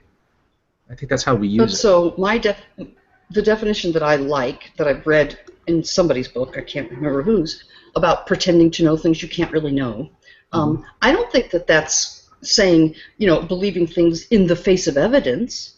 What I like about that little pithy definition is that it applies, for example, to properly basic beliefs. It applies to, it doesn't make any difference, whether you believe in God or not or anything, right? So it's kind of a, I like that definition, but you can... It's topic neutral, yeah. Yes, topic neutral, right. But you said, I have a different view of faith. I don't think faith is, believing in the face of evidence or anything like that. And I'm wondering, how is your view different from the one expressed in this expression? Well, I don't know that it's different. The way you interpret that expression, we don't differ. But but I've heard people use that expression to and what they mean by it, what they're trying to suggest when that that you have no business, right, is that you know that you have no business espousing a confidence or a belief in something, right, and thus it's dishonest, right, and but you're not interpreting it that way. You're interpreting it, I think they're over-interpreting it when they say that, right? So, but I think your interpretation is correct. So, yeah, I don't think that there's any profound difference there. But when I have heard that expression, and I don't know where that comes from, but I've heard it too. I think the 5-minute street. I don't know. Unfortunately, don't know his name, but he's like he does Boghossian? 5-minute. Yeah. I think Peter Boghossian. Yeah. Okay. Yeah. Yeah, I think he said it in his, how to turn. It's been a long time since I've read that book, but there's a little practical guide. Yeah, it's how to manufacture. What do you do at the grocery store? It's something like that. I think that's where I read that in that very book. I haven't read the book, but I've heard the expression. So my read on that would be a little different than how other people are reading that, I think. But I'm glad to hear that you read it sort of the way I would, or vice versa. I don't know how Peter Boghossian means it, though, honestly. I find him a little uncharitable at times. But, and I don't know what he would say. Well, actually, I've heard him espouse something very close to epistemicism, which I think is kind of ridiculous. So, I mean, people who think that none of their beliefs are faith-based, that they don't take anything on faith. I mean, that seems to me that could only be for want of having looked carefully at your beliefs and where they come from, right? I agree with that. Yeah, I of course, I'm on the heels of having dissected everything you said in the What is Beliefs hangout that we had earlier, and so one of the things that you said, Ozzy, that was really, I think, salient to this point is that there are a lot of our core beliefs are one thing, but they're also attached to a whole web of other beliefs that we aren't necessarily even in touch with the fact that they get carried on in the backdraft of our, the spear tip. They're all in the shaft and in the feathers and all of that behind us. And so we do believe a lot of things that we may not have ever considered that we actually do believe. And I think that part of self-discovery is in uncovering those assumptions that are riding along with our predominant belief. So. Yeah, it's funny how this particular thing about faith hooks up with this topic of sort of having uncomfortable comfort zones, because within the great debate community, there's a lot of people on the atheist side who want to sort of say that rationality and skepticism and scientific values, that all falls within the province of the atheists, and the faith heads over there, they're all purely irrational. But when you try to suggest to some people within the online atheist community that, well, no, we take things on faith too, and you try to sort of sell them on this, it can sometimes be a hard sell. But when they take it on board, I think they come away with a more realistic epistemology, but boy, is that uncomfortable for them. It's really funny because I've been watching this happen with people that I've been interacting with for the last couple of years now, as they've sort of upped their game and have learned some philosophy, and have sort of had to change their counter-apologetics. They are so uncomfortable with the fact that they have to grant, yeah, I take things on faith too, because they think that they're just handing this incredible license over to people to believe any old damn thing on insufficient evidence, right? Do you think that's because they feel like it'll be exploited, or do you think that's like they feel like it's genuinely uncomfortable for them to hold a position that they felt like everything was on solid ground and now it's soft? I think it changes. I think it starts off as like I think it's that. I think at first it's like, no way. I want to be on terra firma, and I don't want to be over there and with those people. And then I think once they get sold on the idea that, hey, you know what, it's true. Yeah, it's okay. There's no shame in saying that. I don't know how the hell to defend induction. I don't know how to defend deduction. What the hell would I use to defend deduction? An argument, right? I'm going to use a rational, logical argument to defend logic. That's arguing a circle. That's junk, right? As soon as people start to apprehend that kind of thing, they realize, yeah, right. You sort of, intellectual honesty and integrity compels me to admit our epistemological limitations and not pretend that I've got some indubitable foundation on which I'm building, right? And I think they become very happy with that. They realize, yeah, that's okay. This is kind of a modest thing. Hey, how about that? We're on all fours with the rest of the animals. How about that? That's kind of great. That kind of goes with a naturalistic picture and a scientific image of reality. So I think they grow comfortable with it, but the discomfort comes from what you're talking about, like, oh yeah, okay, but now that I've accepted this for myself, I know that my opponents out there in this war of ideas are just going to make complete hay out of this, right? And I feel like I've lost the sort of the intellectual high ground that I had before, right? And so they're uncomfortable admitting it, right? They'll sometimes say it sort of almost apologetically. They you know, let's not broadcast this too loudly, you know, because our opponents are going to make hay out of this, you know. But I think if we do that, actually, we divest our opponents in these discussions of a weapon that they think that they have. And in what way? Can you elaborate on that a little bit? Yeah, as long as we sort of go around thinking that we can secure all of our beliefs in some kind of naive empiricism, and we can't, in fact, deliver the goods, we're handing the victory to our opponents, right? And our opponents know this, that no, you can't do this. This hasn't been done, right? You know, study some philosophy, you know, study some psychology. You'll see that we haven't, in fact, done this, okay? We cannot secure and safeguard all of our beliefs. What we have is a web of belief, not a building. It's not built on a solid foundation, terra firma, right? That is immovable, right? It's not an edifice of knowledge. It's more like a web. It's more like a raft built at sea, cobbled together, that we have to refashion, and that it's a collective enterprise, right? When you understand it that way, then I think it's actually easier to criticize other people's views and shortcomings, and because you don't have to sort of deliver on the impossible, right? And say, oh well, I can establish that you know my scientific image of reality couldn't be mistaken, right? Because a thing that gets we get told all the time is, well, you know, science makes mistakes, you know, and so we have to say, yeah, science makes mistakes, and then so how do you know you're not mistaken now? Why are you so confident about your scientific? And then we go, well, people don't know what to say, right? And you can just sort of divest people of that objection and say, well, look, we're all in the same epistemological boat here. We're all just sort of, you know, making this up as we go along. Nobody is on terra firma. This is a raft, and we're at sea, and there ain't no dry dock, right? You know, and this is the best that we can do.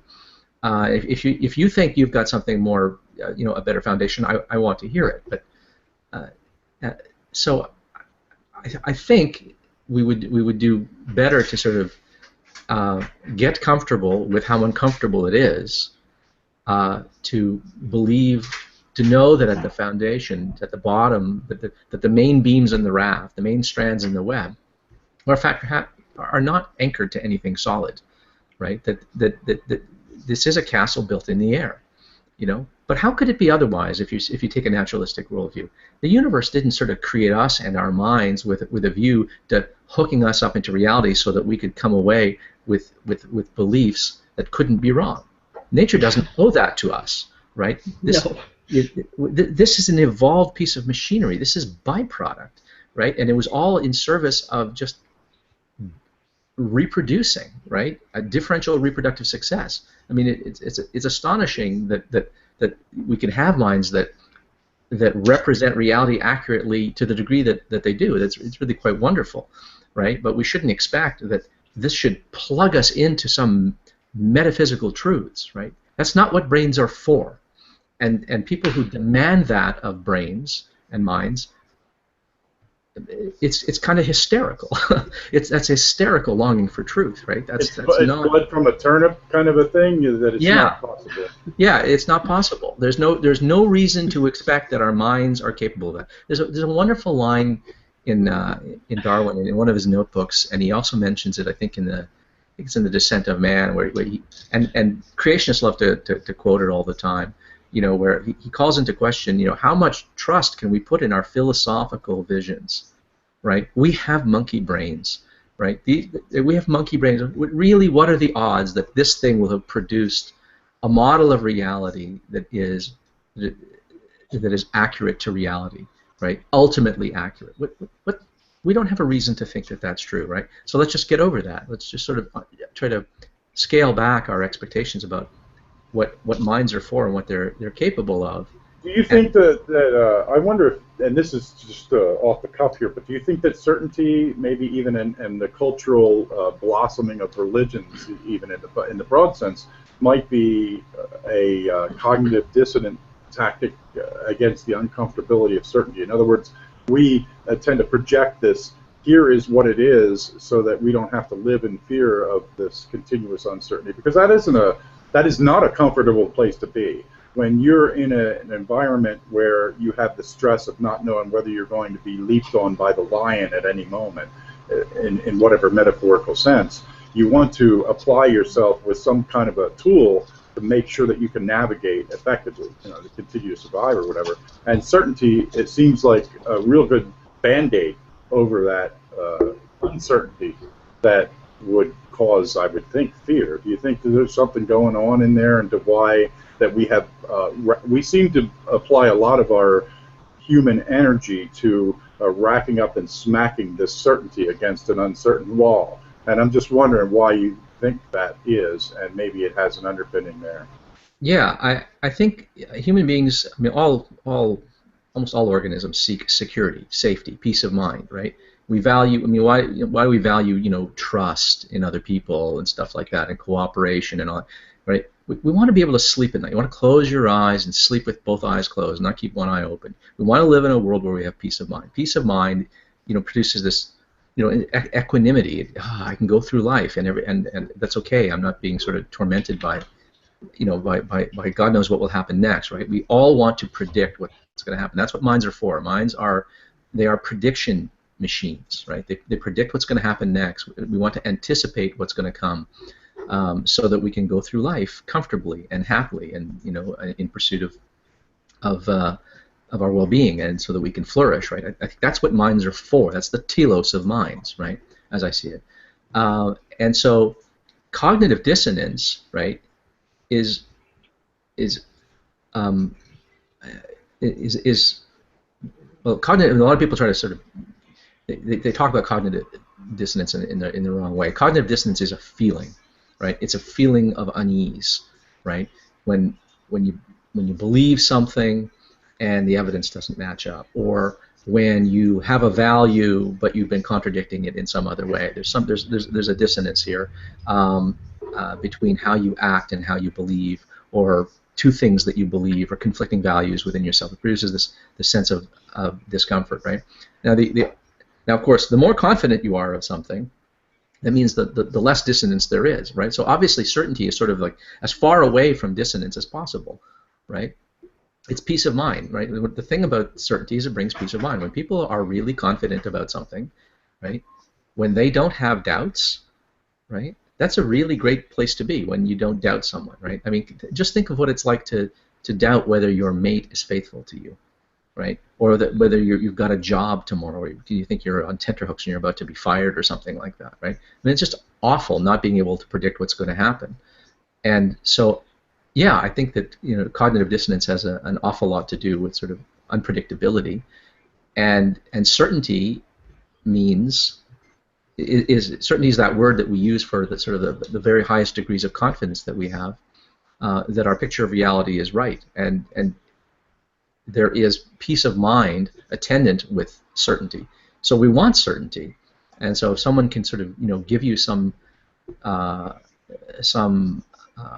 reason to think, it can just be a doctrine handed to you, or it could be actually good evidence and good reasons, but that leads you to feel really, really confident. Oh, I feel really great. I mean, I feel great about the atomic theory of matter, and going through high school, I felt really great about science and stuff like that. And then I started hearing about this quantum stuff, and then I got this knot in my stomach. Things kind of seem a little wobbly now within the scientific enterprise, and I know that that's sort of an irrational feeling, but there are sort of scientific discoveries that make you go, oh, maybe maybe our picture of reality is really messed up, right?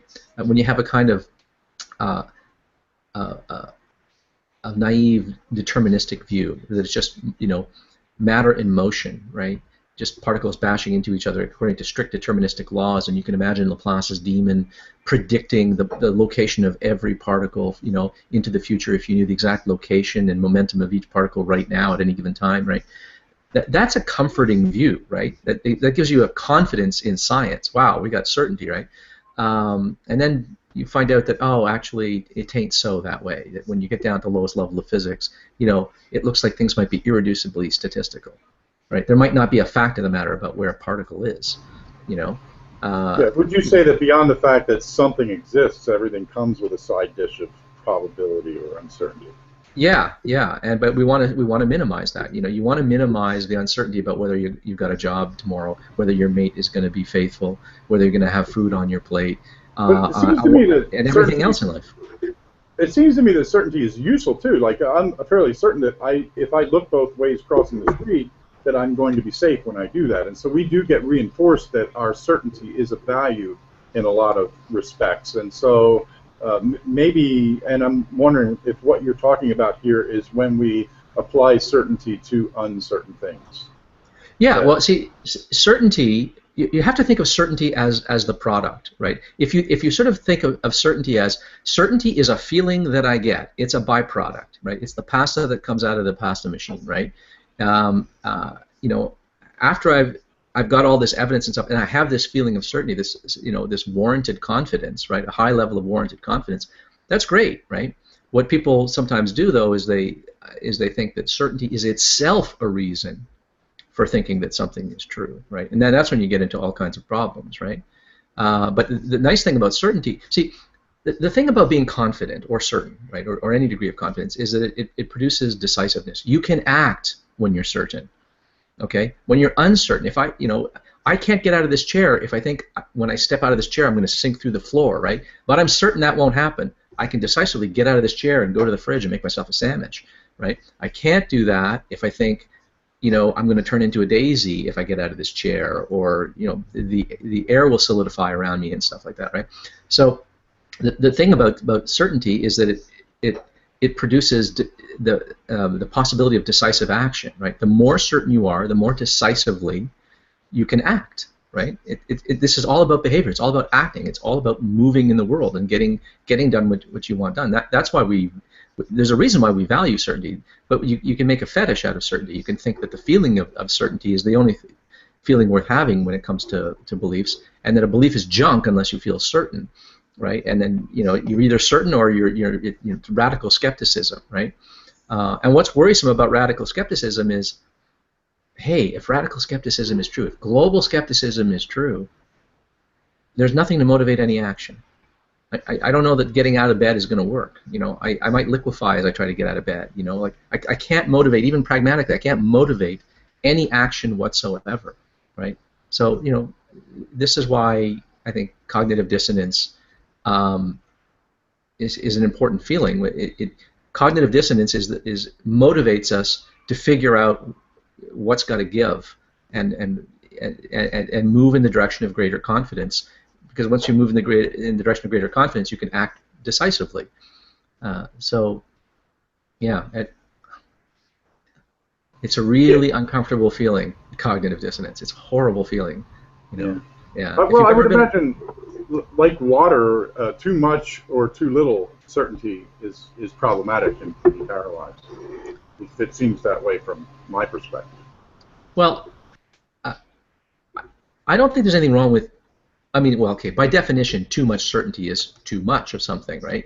But I don't see certainty as a bad thing. It's just I hear people touting it as a necessity, right? It's a necessity for you to have a warranted belief that it be certain. I mean, that's just preposterous, right? Like, why on earth do I have to believe something to that degree of confidence for it to be a serviceable belief, right?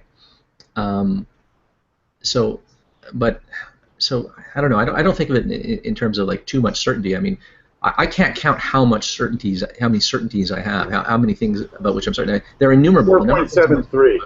Well, the number of things about which I'm certain about right now is innumerable. I couldn't count all the things that I absolutely am perfectly confident of, that I can question, but that I don't doubt. Right? There's all kinds of things that I, in fact, not doubting that I can question. You know, like I don't doubt that I'm awake right now, but I can question whether I'm awake. I can do the Descartes thing and think, well, maybe I'm dreaming. You know, everything that's going on right now is consistent with a dream, as I understand what a dream to be. Right? So, you know, I can question things without doubting things. Right? The worry is that if a person here's the thing. We were talking about philosophy earlier, or you were talking about the value of philosophy and the questioning of assumptions. Helena was talking about, right? You know, skepticism, as I keep saying, is not doubt, right? You're not a skeptic if you doubt things. Everybody doubts things. The most hidebound dogmatist, okay, and doubts things. Everybody can doubt and call into question that which they doubt. The hard thing is questioning what you don't doubt, right? If you're not aware of an assumption, you can't question it, right? But it's not important that you can muster a doubt. It's just important that you be able to question something and interrogate your beliefs, and thereby identify assumptions that you didn't know you had, right? Skepticism is questioning, right? The maxim is question everything, not doubt everything, right? Doubting is effortless, right? Doubt is just a feeling that you get, right? Just like certainty is a feeling that you get. It's a byproduct. It just happens to you. You don't get sort of bonus points or a gold star because you're able to doubt something. I doubt everything that strikes me as dubitable, and I don't doubt things that strike me as indubitable. There's all kinds of things that strike me as indubitable. It's indubitable that this is a mug. I can't doubt this. I can feign it. I can pretend. I can profess to doubt it, but I'm not. That's just be a lie. I don't doubt that this is a cup, but I can question whether this is a cup. And I think that's what we need to do with respect to sort of, you know, certainty and stuff like that, is question even the things that you think are certitudes, things that you absolutely are confident are true. And then you might find, oh, there's a problem. And next thing you know, that certitude, it might be replaced by a doubt, you know, and that's okay if that happens. That's just byproduct, right? So think of, as I said, certitude and doubt are just byproducts. I'm wondering what kind of a role our desire for certainty in the face of, let's say, trauma plays in some of the aberrations that come up in our behaviors. So, for instance, take a hoarder, for example. They surround themselves with pizza boxes from 1962 and drawers full of scissors and books and newspapers and whatnot to put themselves in a cocoon. And I can't help but think that maybe that is a symbolic representation of some sort of certainty that they're trying to put around their life, of protection in the face of that uncertainty, that trauma-esque thing that maybe they're paralyzed. And that's really what we're talking about, is why do some of us have uncomfortable comfort zones, things that are not necessarily nourishing, and yet we tend to perpetuate them. So, I'm speculating, obviously, here, but I'm just wondering what you thought about how certainty relates to those things which we do that, on the surface, would seem to be self-inflicted harm. Yeah, I have a problem with the whole thing of trauma because, I mean, I've sort of had a charmed life and have not had a lot of traumas in my life. It's kind of hard for me to speak to that, and I don't sort of, I've never worked in a kind of, you know, clinical setting. Maybe Helena could. Helena, yeah. Yeah. So, I mean, what is your question precisely? My question is how much trauma victims? What role do you think that our desire for certainty plays in some of our aberrant behaviors? And by aberrant behaviors, I mean self-destructive and all of that. I'm running to the bottle I don't because have a very. You're going to hate my answer because I'm going to say it depends on each individual.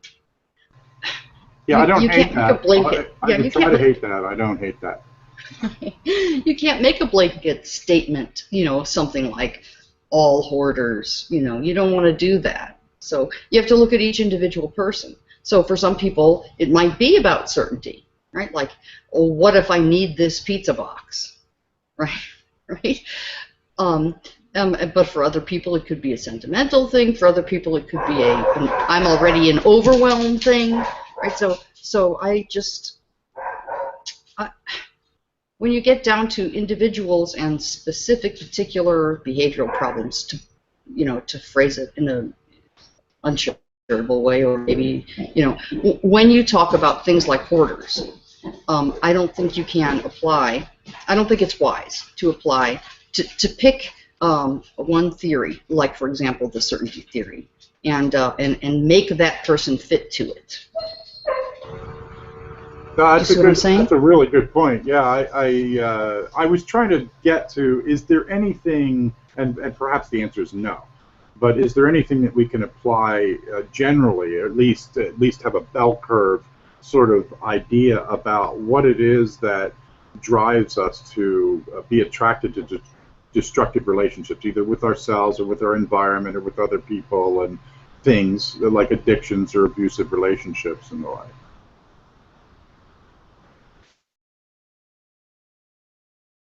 I mean, my answer is no. You have to look at each person.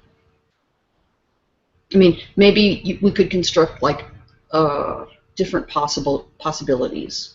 Like, does this person fit this mold, or this mold, or this mold, or this mold, right? And maybe shape the support based on what category the person fits into. I don't think though that there's a way to.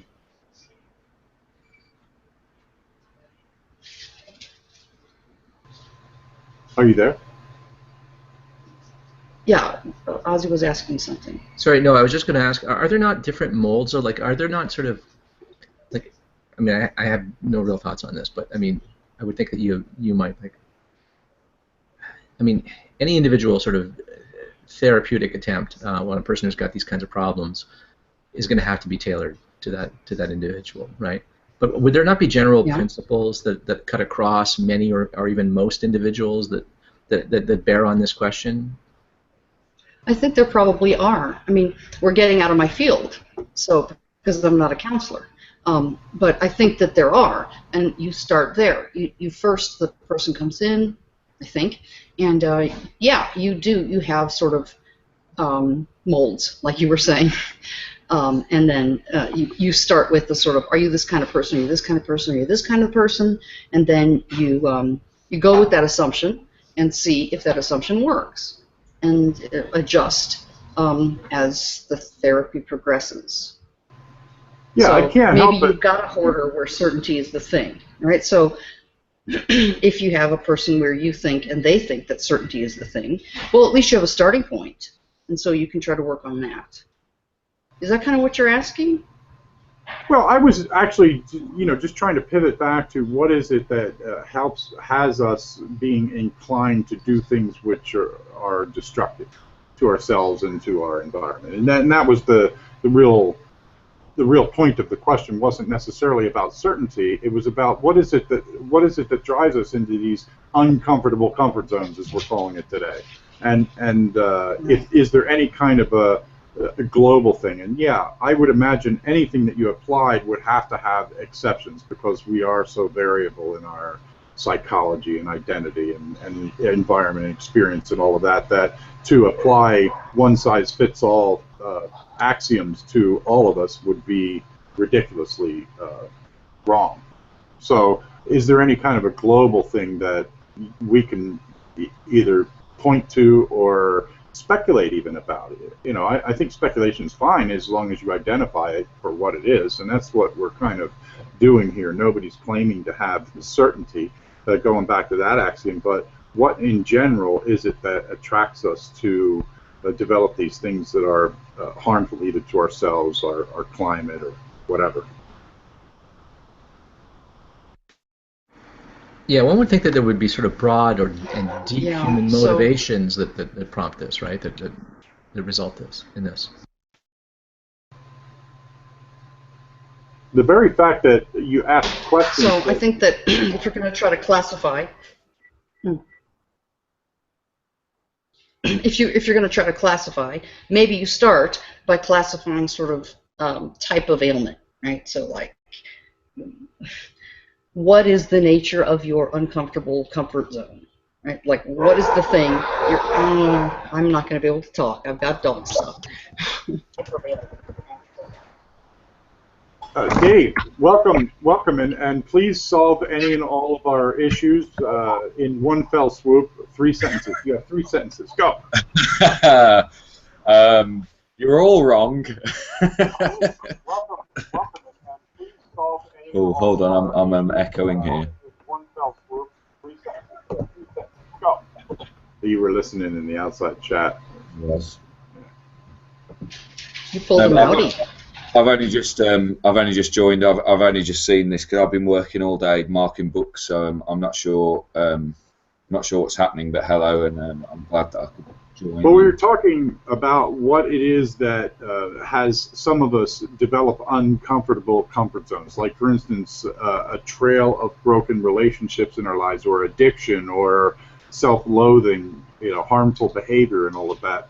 That we not only behaviorally we embrace and perpetuate, but intellectually we might want to get out of that trap and that prison. So what is it that leads to those things, and what is it that leads out of those things? So not that we would expect anybody here to have solid answers, but we were exploring the topic to try and probe at maybe some indications that could point us in a better direction.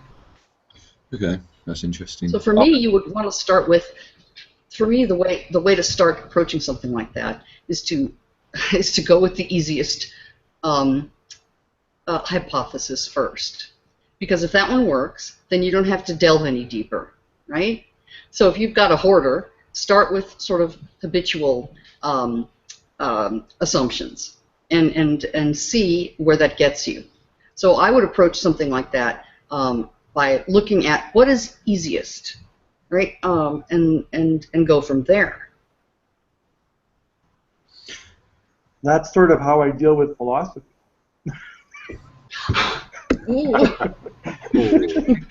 Them's fighting words. I just had to say that, Ozzy. I just had to throw it in there. It just fit. The sort of range of things that you spoke about all have different, have very different things attached to them. So like hoarding, smoking, addictions, those have links with mental illnesses, or not necessarily smoking, but certainly addictions, escaping from situations that you're in. Whereas other things like a series of broken relationships, I think that there's things like self-fulfilling prophecy in those things as well.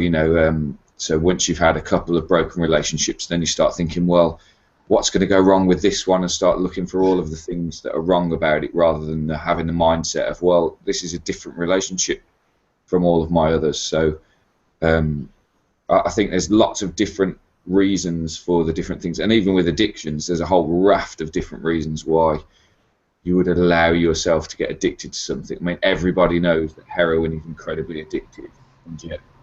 Right. Helena was talking earlier about the usefulness of cognitive behavior therapy is rooted in, and Helena, correct me if I'm butchering this, please, but that our behaviors and our thinking sort of coincide. They're like length and width to a rectangle. They're both necessary to get the area of the object. So with that in mind, I think that what you said would apply to what you were saying, Helen, about the value of cognitive behavior therapy. Not that it's a panacea for everything, that you need to figure out what's going on first, get a medical diagnosis, but then that seems like that what Dave was describing right there might be something that would fit that category for being resolvable using that as a tool.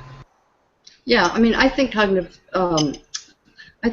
behavior therapy is always a good place to start once you've been screened off of, once you've got a psychiatrist looking at you and helping you if you need psychiatric help.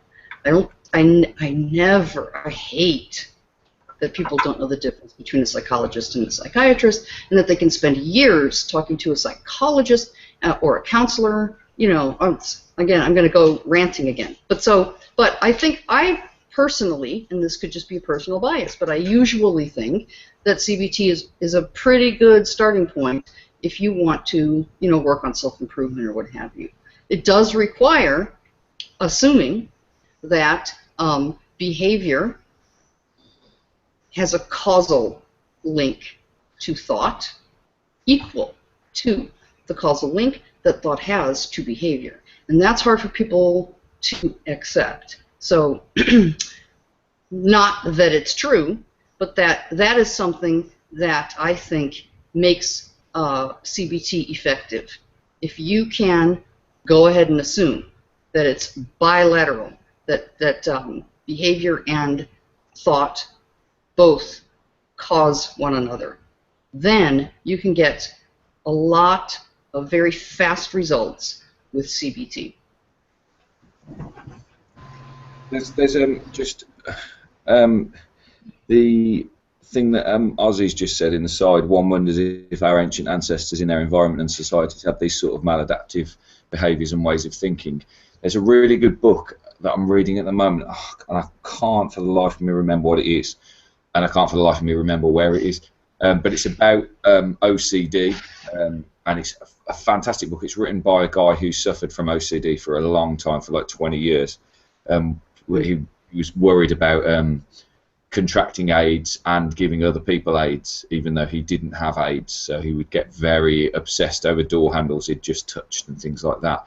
But there's the opening case study is of a 17-year-old girl who, for the past 8 years, had managed to eat half a ton of mud because she was obsessed with the wall in her bedroom, and she was obsessed with not eating the wall in her bedroom. And the only way she could stop herself from thinking about not eating the wall in her bedroom was to eat the wall in her bedroom, and she became incredibly ill because of it. But the book sort of looks at examples of OCD in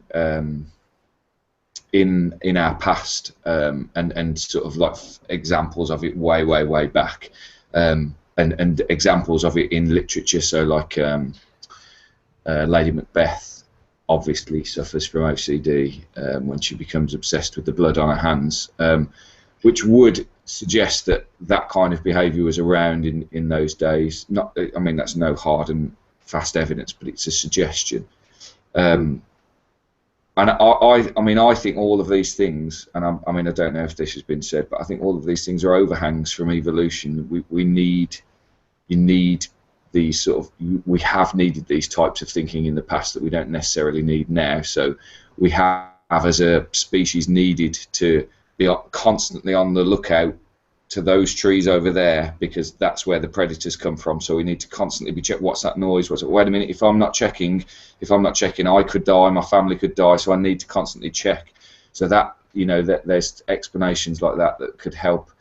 And it's like, you know, we're pattern-seeking beasts. We look for patterns in things all the time, and so we start to find meaning in things that actually have no meaning. So, you know, I think that whilst, and I do agree that CBT is a very effective treatment, and I've seen it being very effective with things like alcoholism as well. But there's also things like hypnotherapy. I've got a friend who's a hypnotist who uses hypnotism to help people. I'm not saying it's any kind of a cure, and he also says that, you know, the person who is coming has got to have a desire to change, and it's just sort of resetting ways of thinking. It's no magic or anything like that. But yeah, I don't know. I'm just rambling here. I haven't. What was the book you were talking about, Dave? Was the book The Man Who Couldn't Stop? That's the one. Yeah, The Man Who Couldn't Stop. It's funny when I wrote that. It's there.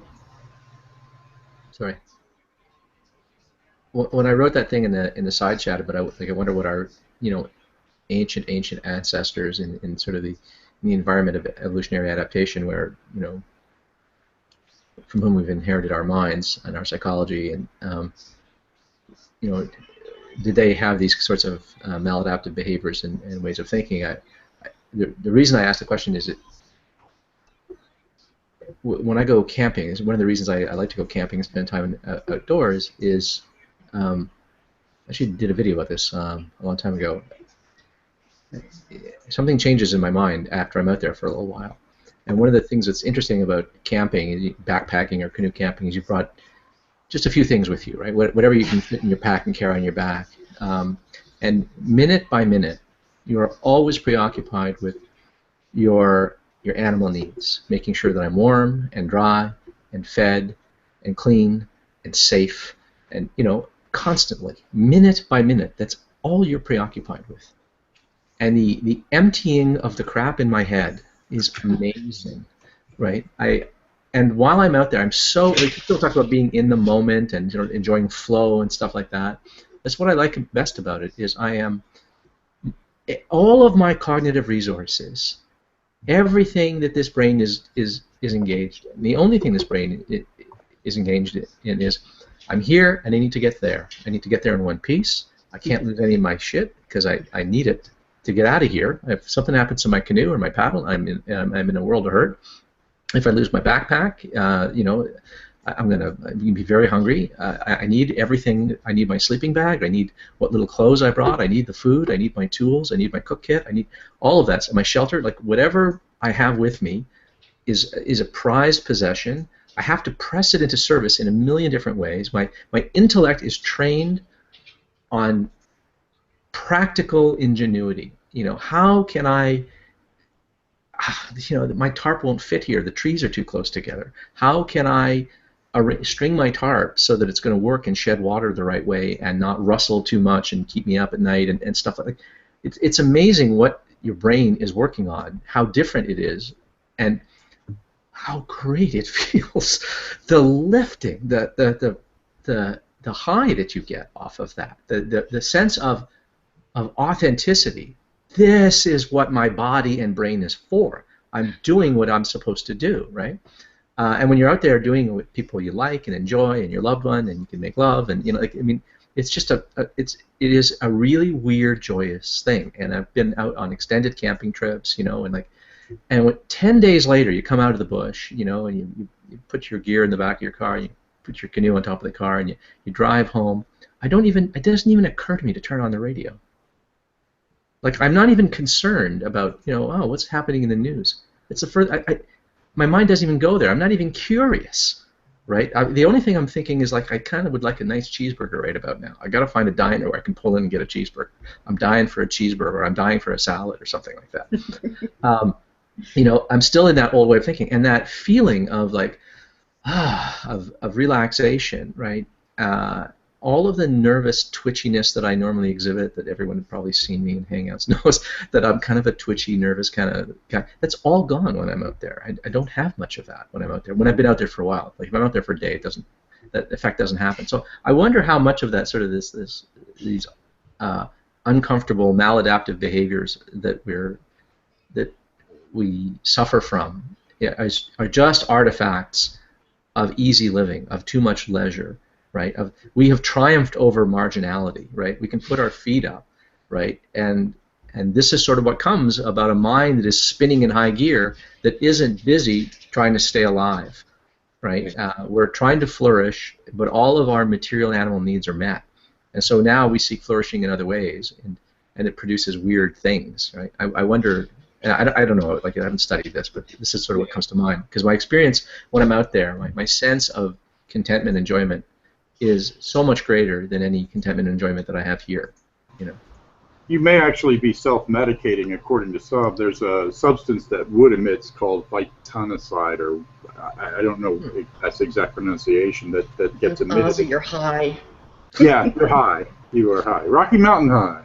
Yeah. Rocky Mountain High. Yeah. The smell of the juniper tree.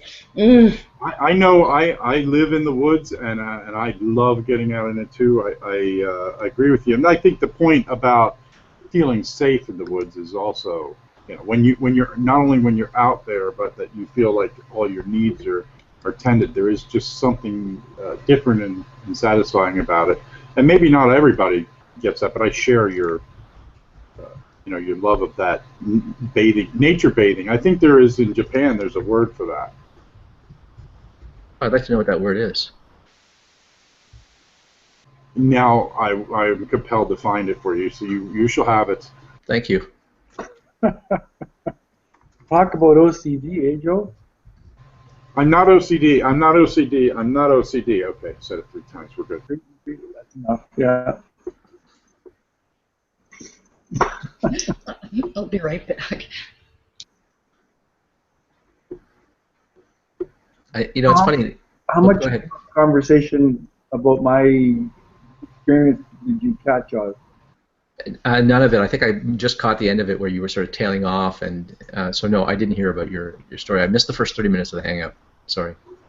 I just wondered where you actually started watching. So, 'cause I know your experience with fundamental evangelicalism is probably similar to mine in many ways, but you know, every church is so very different, and every presentation of how to live is so very different from church to church. It just would have been interesting to see if any of it resonated with where you came from. Yeah. Well, I plan to go back and watch it, so I'll be able to report on it then. There's the word for you. It's Shinrin-yoku. Shinrin Yoku. Shinrin-yoku. What does it mean exactly? What does it means describe? forest bathing. Forest bathing. Forest bathing. Oh, it's funny. I have this thing that I have said a little bit to my embarrassment, but like when when you sort of go off on a long backpacking trip or something like that, and you're all kind of sweaty, or you've been canoe camping and you've been doing portages, and you finally arrive at the place where you say, okay, we're going to make camp here on some shore, and the first thing I do is I scope out where I'm going to hang my food bag and where I'm going to string my tarp, where I'll pitch a tent or hang my hammock or whatever, where I'm going to build my fire and stuff like that. And once I've sorted out the logistics, I string my tarp, and then that's it. Then the clothes come off and we go into the lake and we skinny dip, right? And every time I do that, in the middle of nowhere, right, literally forest bathing, I always feel like screaming out. I feel like a god. That feeling, it's such a wonderful feeling. It's indescribable, a feeling of getting that sweat and grime off of you, after sort of a tough slog. You feel like you've earned cleanliness, right? Because we're used to being clean all the time, right, in our modern world. And it's such a luxury out there to be squeaky clean. Forest bathing, I like that. Huh. There's a real high that comes with that. Yeah, not only that, but there are certain microbes that grow in the soil that have antidepressant qualities and all of that. And I think that one of the things that we miss in our sterilized, boxed-in, straight-line world is the fact that we have, for millennia and multiple millennia, been tied to the soil. And that there are relationships, symbiotic and otherwise, that have developed over that period of time that we may have separated ourselves from. The fact that, even medically speaking, the rich kids suffered from allergies because they were in a more sterile environment in the early century. And I think that was a sort of an indicator of something even deeper. There is something called nature deficit disorder today that is out there and genuine, and certain schools are actually moving towards a more organic approach to where you're actually touching and feeling and getting out there, as opposed to being in the clinical box, in Schrodinger's box, all through your education life. So I think we're starting to realize the value of our roots. Yeah, there's a book. It's funny because you were talking about sort of microbes in the dirt, and there's people who do this kind of thing that I'm into. It's called bushcraft. They talk an awful lot about dirt time. You got to put in your dirt time, right? And you really are mucking about in the dirt. You really are, sometimes digging in the dirt, looking for roots and tubers, or digging a fire pit or stuff like that. And you really do feel like a chthonic creature, a creature of the earth. Right, a creature of the ground. You like on all four paws, and I don't know. I find it deeply satisfying. And this thing about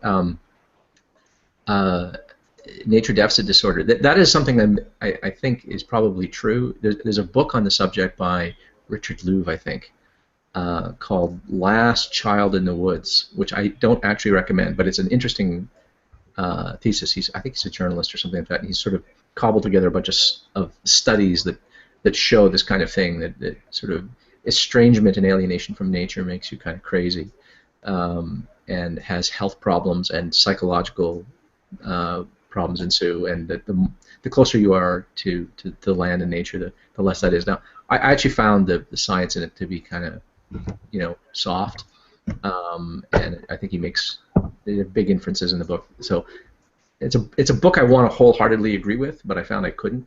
But I really do like the concept of nature deficit disorder. I think there's such a thing. I sort of feel in my bones there's such a thing.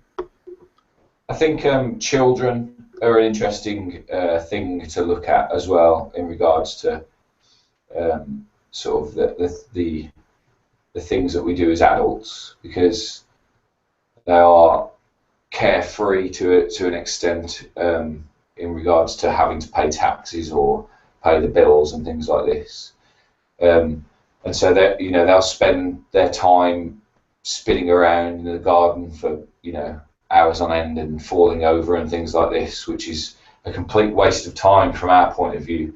I'm not saying that we should go into our gardens now and start spinning around, but I just they have a different way of viewing the world, and I would imagine if we went further back in time, and again this is just inference, so there's no science behind this, but you would find children who are less carefree because they too had to be on the lookout for predators and things like that. So they had to be more adult in their approach to things. And I think what Ozzy's saying is right, that we've got a society now that's built on things that are really new in our evolution. So things that meet our needs to eat and drink.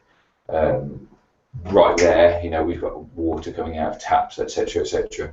So we don't need to think, right, I need to plan into my day the 15-mile trek to get the butt of water filled up. We don't need to plan those things. So we've got these different worries, and a lot of them are superficial worries. And how do you rationalise that in the human brain? Oh, have I got enough makeup? Is not a survival, it's not a survival need. Or does this shirt look right with these trousers? Is not a survival need. And so, we have a different set of concerns that don't necessarily match up with a need to survive. And I think that can be very affecting upon your sort of mental health, because the worries that you've got don't seem to make sense, and that can be a real struggle, and so you can look to things that are addictive to try and escape from these worries because they don't make sense. That's kind of a ramble, but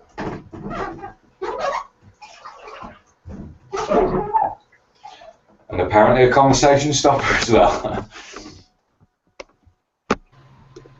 I was just curious what Fabio had to say.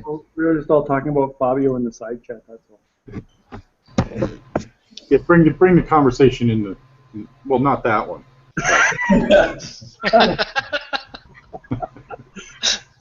No, I was really interested. I just got the hangout about half an hour ago, so I'll probably repeat myself. But I found interesting when you guys were talking about uncertainty and things like that. I work in IT. One of the most how can I say that? One most interesting advances that have been in IT has been done like 20 years ago, factually. That has been theorized way before, I think in the 60s, and it's been fuzzy logic. Fuzzy logic is actually how we work. Okay, when you guys were talking about it's all really funny to have things you can assign a 1 and 0 value, a true or false value, but most of the times these in everyday life is an oversimplification, and again in IT one of the biggest step forwards was embracing that kind of logic and trying to assign values to some things which are not exactly true or false. We just assign what Ozzy was saying before, confidence value. I can't remember the word, but I think I got the meaning. And I mean this is how we work. I mean if you embrace that, the moment you realize that you're not living in a black and white world, but it has all the kind of shades of gray, not the ones of the book. I mean the real shades of gray.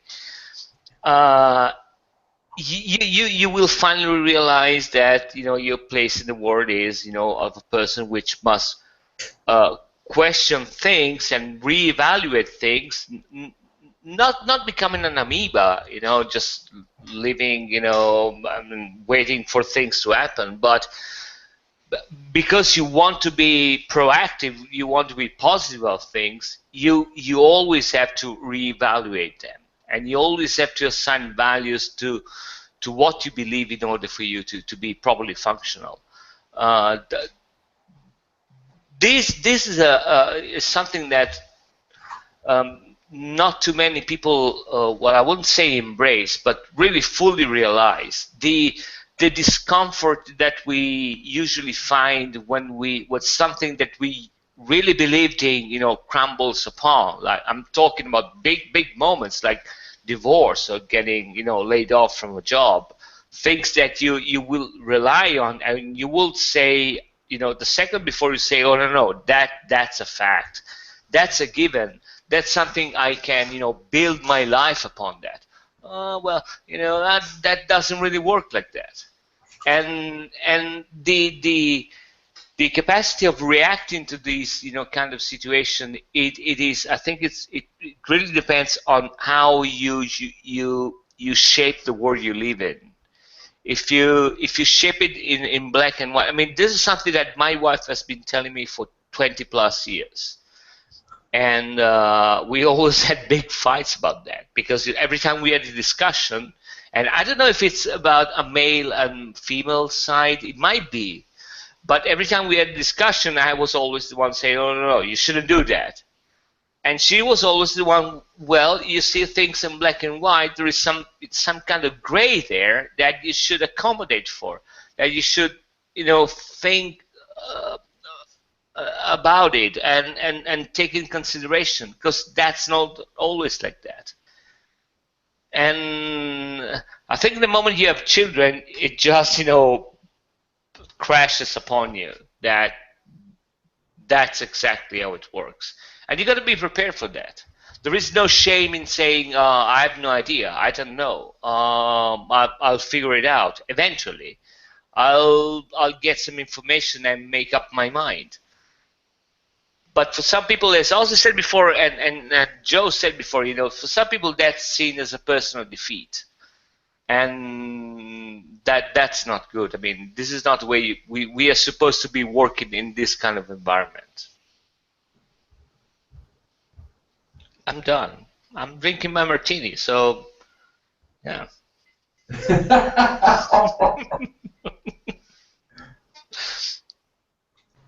I'm a teetotaler myself. Because you're a pussy. Well, okay, fair enough. Fair enough. Yeah, I mean, it's 7 p.m. around here, so I'm allowed to do that.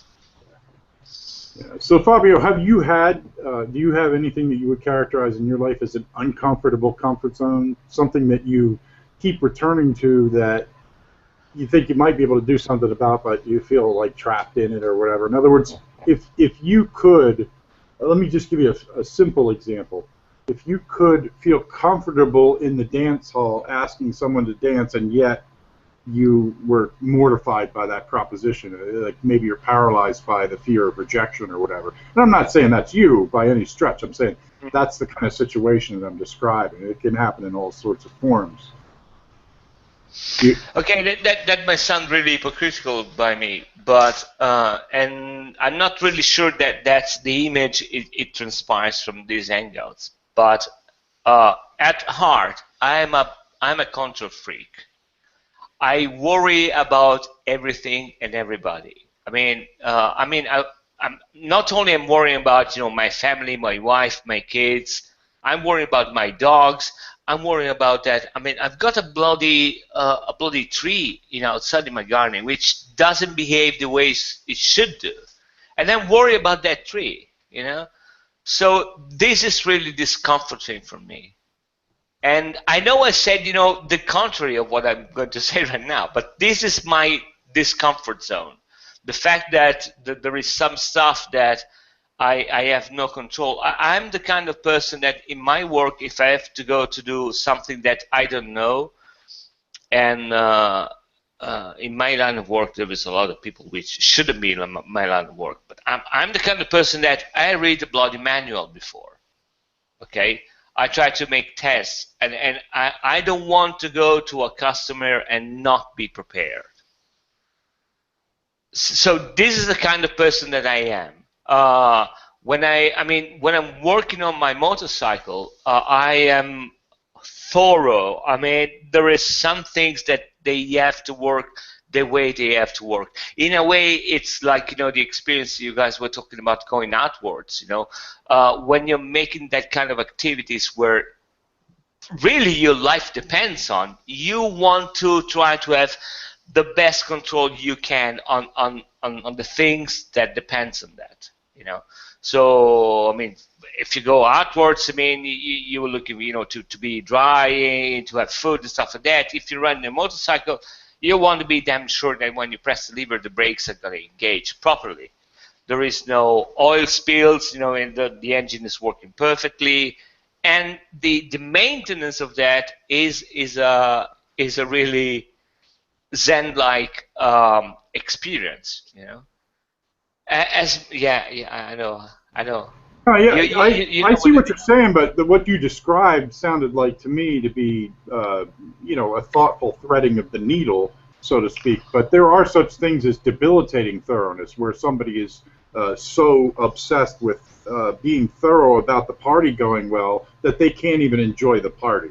No, that's debilitating for me. I mean, I don't sleep. I stay awake at night, with eyes like that, because Okay. I'm worrying about my kid not doing the things that he said he would or stuff like that. Fabio, he's 17. Look at how old he look. He never sleeps. Look how old. He's 19. I mean, they are 19 and 21. And bear with me. I think I'm a living miracle, because if I'm alive right now with the stuff that I did when I was 19, it's nothing short of a miracle. Okay. So. Sorry? I've got to get going. I want to thank Ozzy and Helena and you, Fabio and Dave and Joe. It's been a really good discussion. I'll probably go back and watch some of this again, because there's a lot of things we covered. And have a good afternoon, everybody, and take care. Bye, James. Thanks, James. See ya. So, I was saying, but having said that, I wrote on the side chat, and I don't want to monopolize, this discussion. But I think that, Dave, there is a feedback from you. It's really annoying. The thing is that you do what you are. That's what I think. If you're a control freak, or if you're insecure, or if you are lazy, well, if you're lazy, you will not do stuff. You procrastinate. If you are insecure, you will feel frozen in making decisions. You will do nothing. If you're a control freak, I mean, you're pretty much fucked up, because regardless of what you want to do, I mean, there's nothing you can do.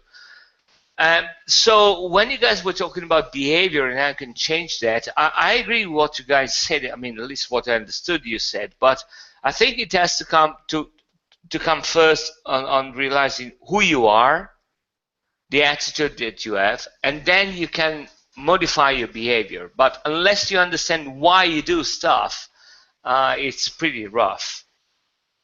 Well, what's so rough about that for you? What's so sorry? What's so rough about?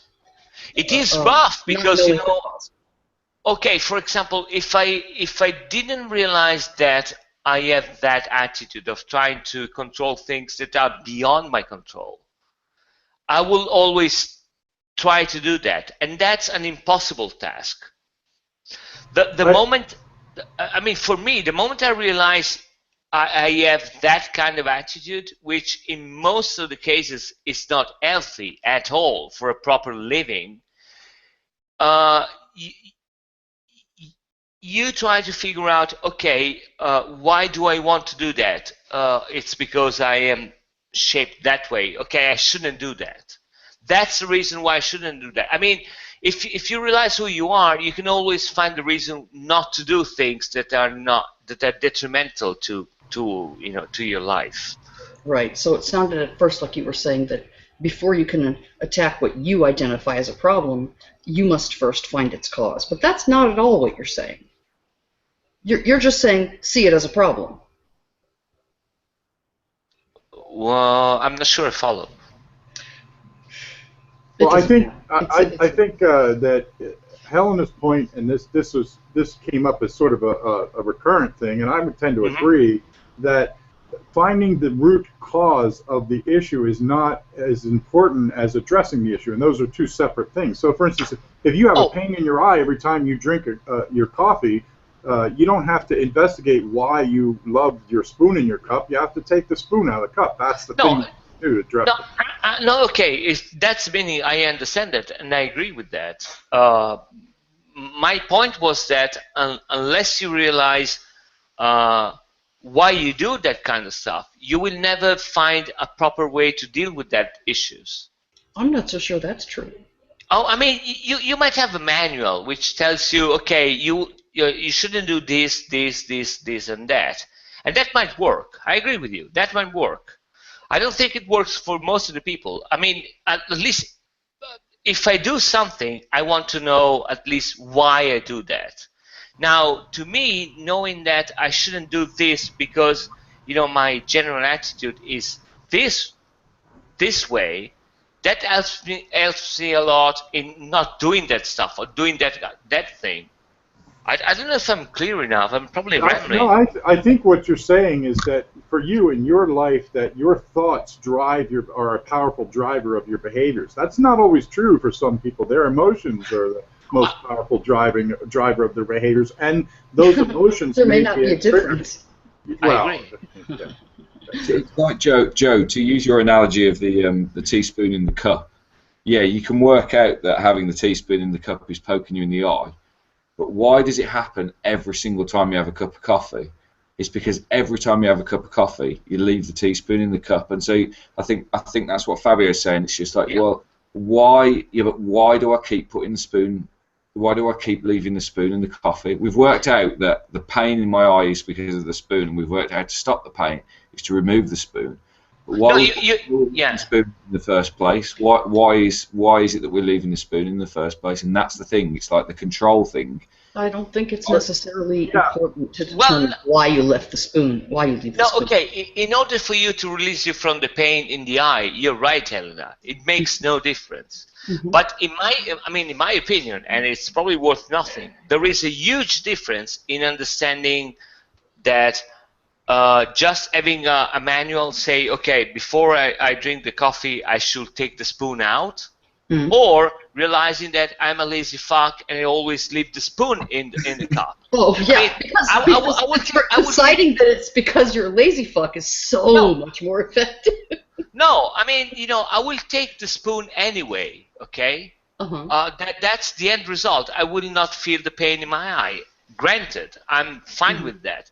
I'm just saying that I think there is a huge difference in doing something and not having a reason why you do that, or doing the same thing and actually trying to figure out why you do that. Yes, I don't disagree, but it bothers me when some people think that before they can take the spoon out, they must figure out why they do it. And I think that leads to years and years of stupid psychotherapy and stuff like that. Oh no, I'm sorry if I gave that impression. That wasn't my thought at all. I mean, I agree with you. That's sort of why I started prodding you about it, because at first I thought perhaps that's what you were saying, but it's clearly not what you're saying. Well, now I don't know what I'm saying. What I'm trying to say is that I agree with you that you got to deal with the problems first. That's a given. But the fact is that the main thing is that you have to figure out you have a problem first in order for you to get some help. If somebody's in a traffic accident and they hit the pole, the people that rush up, if they started examining how you didn't put your, and speculating about, well, you didn't put your foot on the brake appropriately and you steered your, those things are not relevant to the injuries that are present. So sometimes, I think to Helena's point, that dealing with the resolution of the pain could sometimes be not only disjointed, but almost irrelevant in some cases. Now, if somebody has a root that is, a perennial plant in their life where they keep on repeating the same pattern over and over and over again, dealing with the symptom can also, I think, be equally harmful in that it won't necessarily prevent the thing from happening again. It just deals with the symptom. So maybe there's some compatibility with both things in the instance, but I recognize and agree with what Helen is saying in terms of there are some people that get so focused on the cause that they can almost get lost and delay the healing that needs to be focused on, the dealing with the trauma and the healing in lieu of finding the root cause. So it's actually delaying the healing. Is that a fair statement? Yeah, yes, that's exactly what I mean. So, you don't want, again, it's the broken arm. You wake up with a broken arm, you don't want the doctor going, well, I can't treat your arm until we determine how it is that it broke, right? You do need to treat the arm. And it would be great to know how it broke so it wouldn't happen again next time you wake up. But it's possible that you may never know. And that shouldn't stop you from doing whatever you can if you are uncomfortable. Yeah, you see, Elena, but on the other end, that reminds me, there is an old joke around here about the guy with a broken finger, that he goes to the doctor and says, yeah, doctor, every time I touch myself, I feel pain. I've got pain all over my body. And the doctor says, no, hold on a second, you got a broken finger. That's why you feel pain every time you touch everything in your body. So I agree with you. Getting to the cause, it is one step. But I also think that, having once you have realized that there is something which you want to change, which makes you feel pain, which makes you feel uncomfortable, going for the cause, that's not a bad thing, And again, I understand. I agree with you. I mean, you shouldn't procrastinate. Sorry. I think we agree with each other. Yeah. I just think that holding out, thinking that you must find the cause first, is where I think a lot of things go awry. I'm not saying no one should ever look for causes, and that building any of a number of possible theories, right, to explain the cause is not worth doing. I think it is worth doing. I just caution that it's not like you've got to do that first. Well, so not first to deal with the trauma. The triage is first deal with the injury that is present at hand. But sometimes the cause is essential in preventing its recurrence because there are some things that are perennial. Right, and I think there's something about the influence of Floyd. Aha! A Freudian slip. Right on target. That triages things, in my opinion, not the most effective way. I just wish people would, reassess their triage. Well, okay, I'll try to make an example, and I'm sorry because I'll give away too much information that I usually do on public hangouts. My wife, she's been going on for antidepressants for years.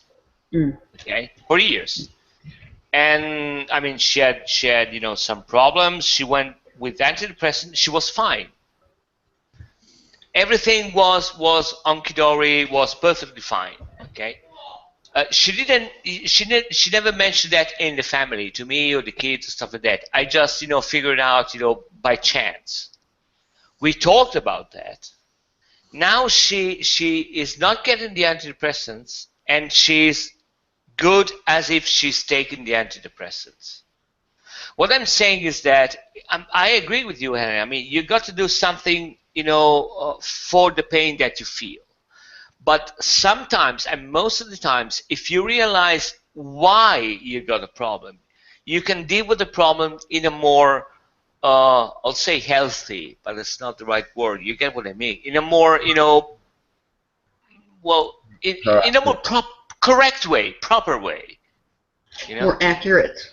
More accurate, yeah. So long as you don't decide that the cause is the lazy fuck theory, right? You don't decide what the theory is. I mean. Oh really? I don't know about that. I don't think we have enough knowledge to say with any certainty that the cause of these kinds of things. No. Wait, when I say you don't decide, I mean you don't decide. If you had that problem, you don't decide what your problem is. I mean, you got to go through a process. The process might be, dealing with other people, listening to what they have to say, studying the problem, what the problem. I mean, you don't decide what the problem. I mean, if you decide what the problem is, you don't have the problem. So I think that's really dangerous. You end up deciding. You go through all the processes that you're talking about, and in the end, you are deciding. Yeah, but I mean, there is a difference between, okay, I have decided that my problem is this with no basis, or having at least, some other opinions on that, some other thoughts. Sure, absolutely. I mean, 100%. Okay, I'm glad we can go outside having dinner together, me and you, Elena, because I was fearing for that for a moment. I'm sorry. No, I think I just wanted to point out that, I was a little worried that people were thinking that you were saying something that I didn't think you were saying. I appreciate that. And anytime Tuscany is available, I mean, come on. Oh, Tuscany is here. It's not moving. I can tell you. I mean, we've got some earthquakes recently, but it's not moving. So, majorly, I mean, still the general area is still okay. See, now I'm now finding myself uncomfortable in your comfort zone. So because I'm flirting, and that makes you uncomfortable because you're Brit, and Brit. I mean, there is one thing you shouldn't be talking when Brits are there is sex. There you go. And the Brit theory is nearly as valid as the lazy fuck theory. Yes. That's a good point, that there are different comfort zones that emerge out of the cultural waters as opposed to the individual waters. So I guess there's ripples in a pond. You're Brit. That's why I raised it. I was being intellectual. How dare you? Thanks for stopping by, Ozzy. Oh, right. I thought you were thinking about the room. Yeah, he's got a bolt here. I don't know do you think that we have covered this topic sufficiently to, at least as far as our own ability to contribute to it is concerned, that maybe we ought to bail out, take this off air, and I'm not sure I'm comfortable with that idea. I think the thing that every single person has agreed, I mean, the one thing that I think nobody disagreed with was that the first thing you have to do is recognize that that you have an uncomfortable comfort zone, and decide that the discomfort makes it worth addressing. So at least there's a common ground right there. Yeah, there's common ground. I also think that what you had said earlier, in that if you have an issue that you are running up against and feel like you can't resolve it yourself, if it's repeated, get the help you need. Don't try to continue to steer the ship if you're the one that keeps steering it into the rocks repeatedly. Yeah, because I mean, willpower, it's very. People seem to think this is one of the problems, right? Without without any understanding, even a tiny bit of CBT or even just behavior therapy, people often get stuck sitting there, willing that they could will themselves to be better, and it just creates a bad cycle. And then because you can't use your will to make you any better, therefore there's something inherently wrong with you. And you just try to keep willing your will to get you out. And I don't think that's necessary, at least nowadays. Yeah, not only not necessary, but will isn't always the driver of behaviors. Like I talked about earlier, that the fact that perinatal experiences can really steer the way that your life, it's the butterfly effect. Small things that happen to us at any given moment in time may have big behavioral profiles in our adult lives that we're not aware of the origins or anything. And that also speaks to your point of you have to address the here and now before doing an autopsy on the causals, because ultimately you can't try to figure out why the jugular vein is bleeding or what caused the jugular vein to bleed before you deal with the bleed itself. So.